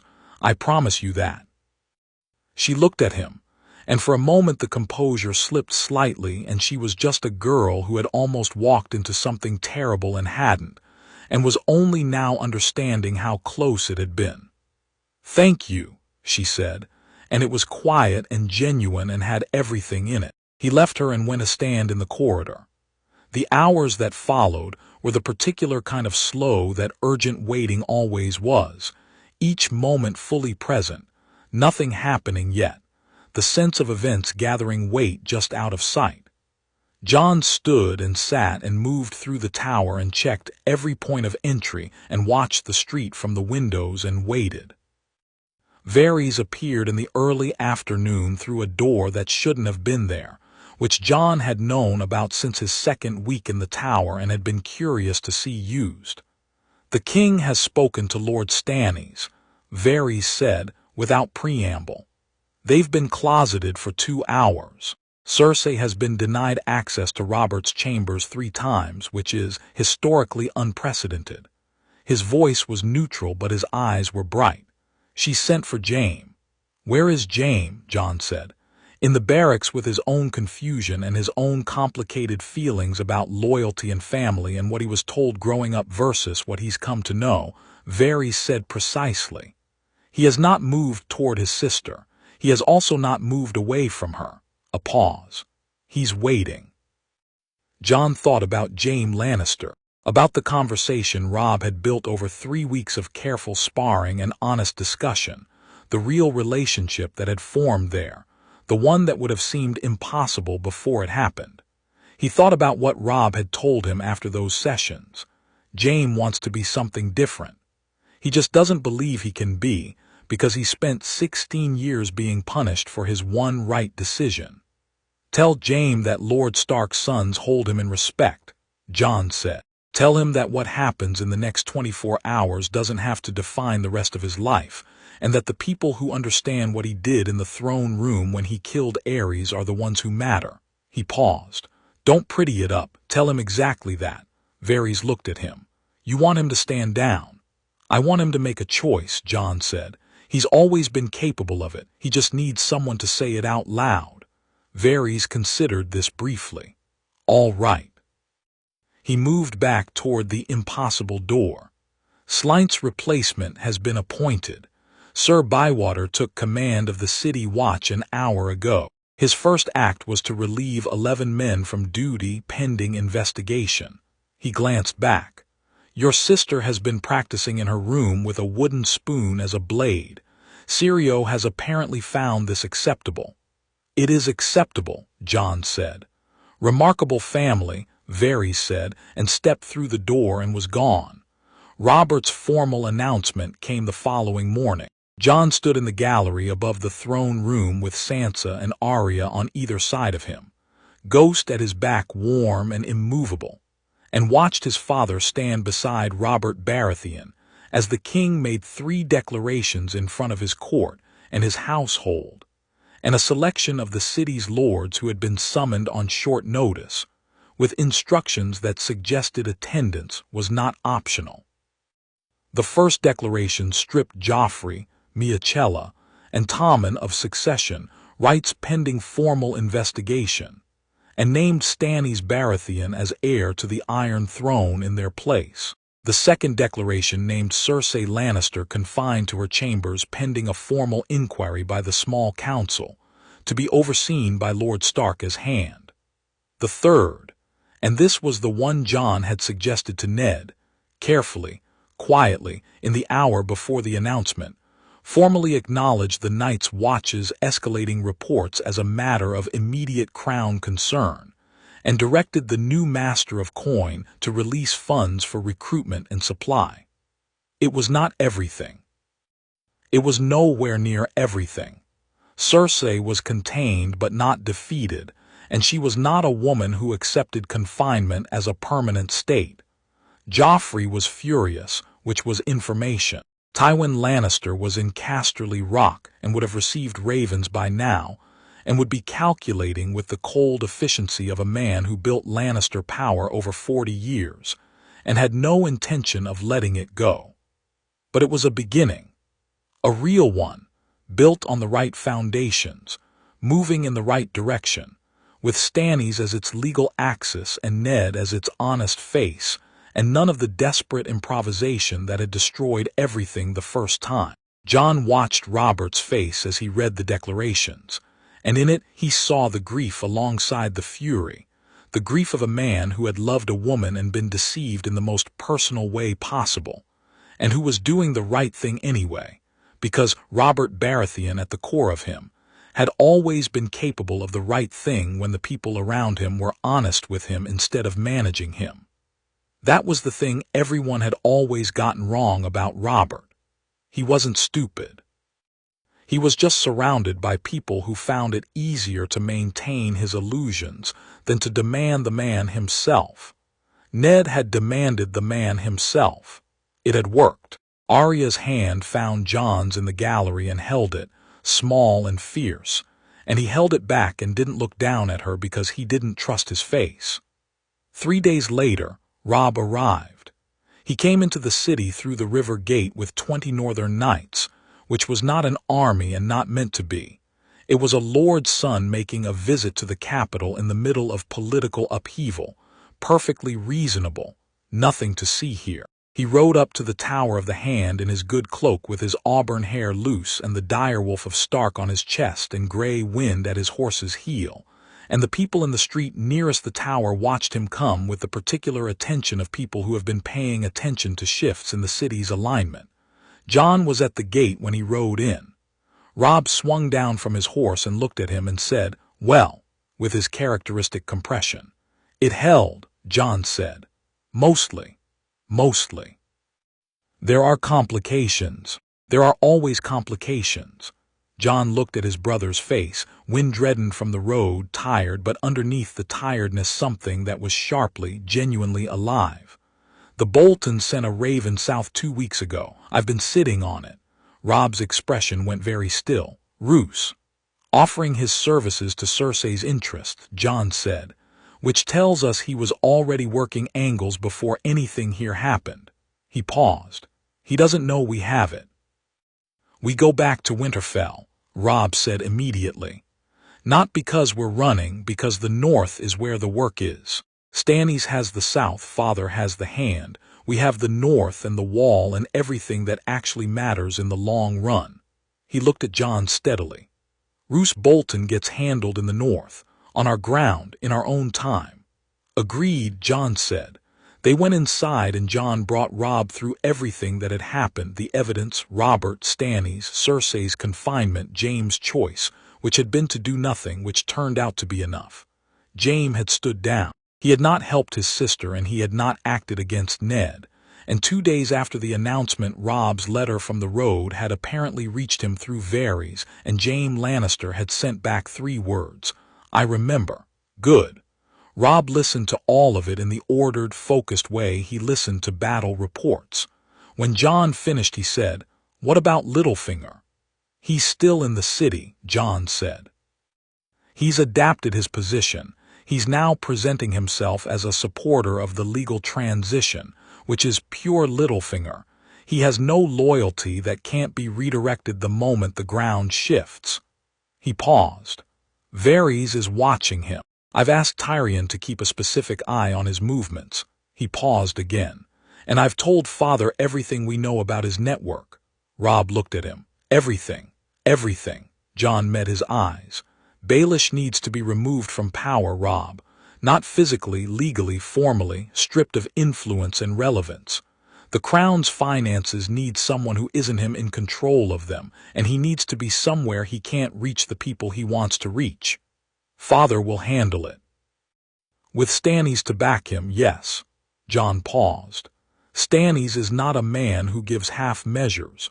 Once he's on the throne and Ned is his hand, Baelish has no protectors left. He's very good at reading that kind of thing. He might run. Let him run, Robb said flatly. If he runs, he's contained. The moment he tries to operate from wherever he runs to, Varys finds him. He looked at Jon. And Varys wants the realm stable. Baelish destabilizing from exile doesn't serve that. Jon nodded. They sat in comfortable silence for a moment, the particular silence of two people who have been separated and are recalibrating to each other's presence, finding the rhythm again. Ghost had pressed himself against Robb's side the moment they came into the room, which was its own kind of statement, and Grey Wind was lying across the doorway with his head on his paws watching everything. "There's something I need to tell you," Robb said. Jon looked at him. The phrase. Robb had the expression he got when something was settled. "I visited the twins on the way south. I stopped there for a night." Jon hadn't known about this. "Robb, I know," Robb said. "I should have told you. I decided on the road and I didn't have time to send word." He met Jon's eyes squarely, which was the Robb expression for "I made a call and I stand by it. I met with Walder Frey. And he is exactly what we knew he was, vain, calculating, obsessed with status and legacy, and perfectly willing to be whatever he needs to be if the benefit is real." Robb paused. "I offered him something he couldn't get anywhere else. I offered him a real military alliance, not a crossing agreement, not a debt, but a genuine northern partnership where his house is treated as a significant power and given appropriate respect. I offered him a betrothal." Jon's eyebrows rose. "A betrothal to who?" "No one yet," Robb said. "A conditional one. If the alliance proves genuine and lasting over the next 5 years, one of his granddaughters will marry into the Northern Alliance. Not the Stark family directly, but a Bannerman family of significance. Manderly was willing to consider it." Jon stared at him.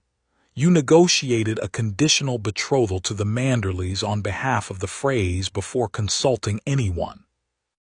"I knew Manderly would be open to it because I'd spent 2 weeks corresponding with him before leaving Winterfell," Robb said calmly. "Lord Wyman has 6 unmarried grandsons. He was practically enthusiastic." A pause. "And Walder Frey," Jon said carefully. "Took it," Robb said. "Not happily. Nothing makes Walder Frey happy, but the calculation was clear. A real alliance with standing is worth more than a grudge-crossing fee. He's old and he wants his family to matter when he's gone, and I gave him a path to that which doesn't require anyone to betray anyone." He paused. "He'll hold it, not out of affection, out of interest, which is the only thing he's ever held anything for." Jon sat with this for a moment. Robb had just casually neutralized the most catastrophic single betrayal of the First War, through a combination of preparation, timing, and the instinct of a commander who understood that enemies were better made into allies before they became necessary. "Robb," Jon said. "Yes, that was very well done." Robb looked at him with the private expression, the one underneath the Lord, and something in it was the 13-year-old boy Jon had come to find in a bedroom at Winterfell on the morning they woke up, sitting with his elbows on his knees and his dead counted in his face, making a decision. "I wasn't going to let it happen again," Robb said simply. Neither of them said anything for a moment. Then Robb said, "What about you? You said mostly held. What's the complication you haven't told me about yet?" Jon had been waiting to say this. Not dreading it, it wasn't bad news exactly. It was complicated news, the kind that carried weight in multiple directions. "Ned is going to tell Robert," Jon said. "About me, about what I am." Robb went still. "When?" "Tomorrow," he said. "Stannis already knows. I told him when we met at the fishing village. I needed him to understand the full picture, the legal implications, all of it." Jon held Robb's gaze. "Stannis is not threatened by it. He's too committed to law to be threatened by a legal truth, and he knows I don't want the throne." "But Robert loved Lyanna," Jon said quietly. Whatever he was, whatever he failed to understand about her, he loved her. Knowing that she had a son, that she chose Rhaegar and their son survived, it's going to be difficult for him. He paused. But it also means he can acknowledge it. A formal acknowledgement that I am Aegon Targaryen, legitimate son of Rhaegar and Lyanna, but that I renounce the Targaryen claim in favor of the Baratheon succession. He stopped. It closes the legal question permanently. No one can raise me as a banner without my consent. The Iron Throne is Stannis's without a cloud over it. Robb was thinking. And what are you? What I've always been, Jon said. A Stark, formally. I want Father to formally legitimize me as Jon Stark, not Snow, not Targaryen, Stark. He paused. With the acknowledgement of what I am in the record, but the name and the North as what I am in practice. Robb looked at him for a long, quiet moment. Then he said, Jon Stark. If Father agrees. He'll agree, Robb said. He's been waiting 13 years to correct that mistake. His voice was steady and careful and entirely serious. And for what it's worth, brother, you've always been a Stark to me, in every version of things. The silence that followed was the good kind. The kind that didn't need filling. Eventually Jon said, we need to go home. Yes, Robb agreed. There's work to do in the North. Roose Bolton, the Watch, Dragonglass. All of it, Robb said. And the things we still don't know, Jon said. The variables we've created by changing things. The future we don't recognize anymore. Robb looked at him steadily. Is that a problem? Jon thought about it. Genuinely thought about it, the first time in all the months of planning and executing and managing and fighting that he'd allowed himself to sit with that question honestly. The known future had been a gift and a horror equally.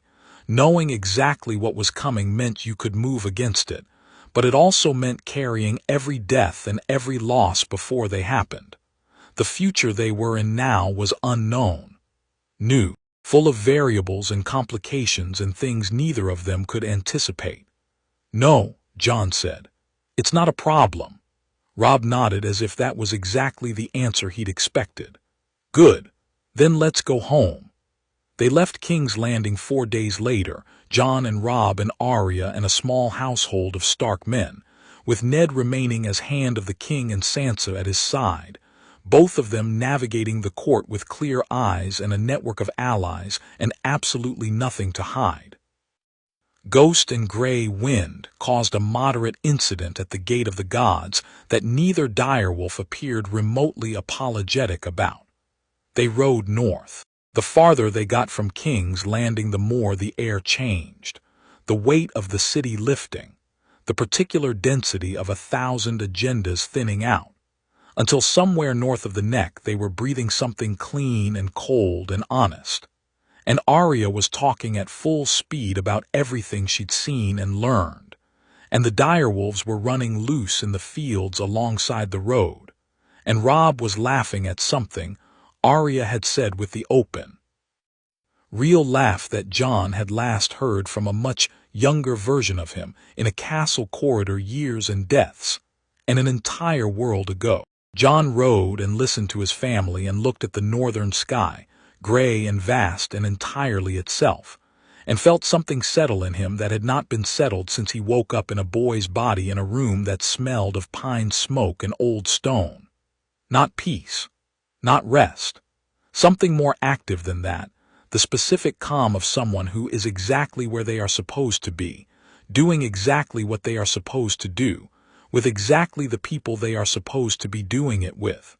The road north was long. There were Boltons to deal with and a watch to rebuild and Dragonglass to mine and alliances to hold and a dead army gathering in the dark beyond the wall, patient and vast and utterly certain of itself. Jon Stark, that was his name now, signed and sealed and real. Ned had made it so before they left, looked at the horizon and thought, come on then. Because he had died once already and come back and found his brother and saved his father and changed the shape of the story. Whatever was coming next, he was ready for it. The wolves ran ahead of them up the King's Road, white and gray and enormous, and the north opened up around them like a door.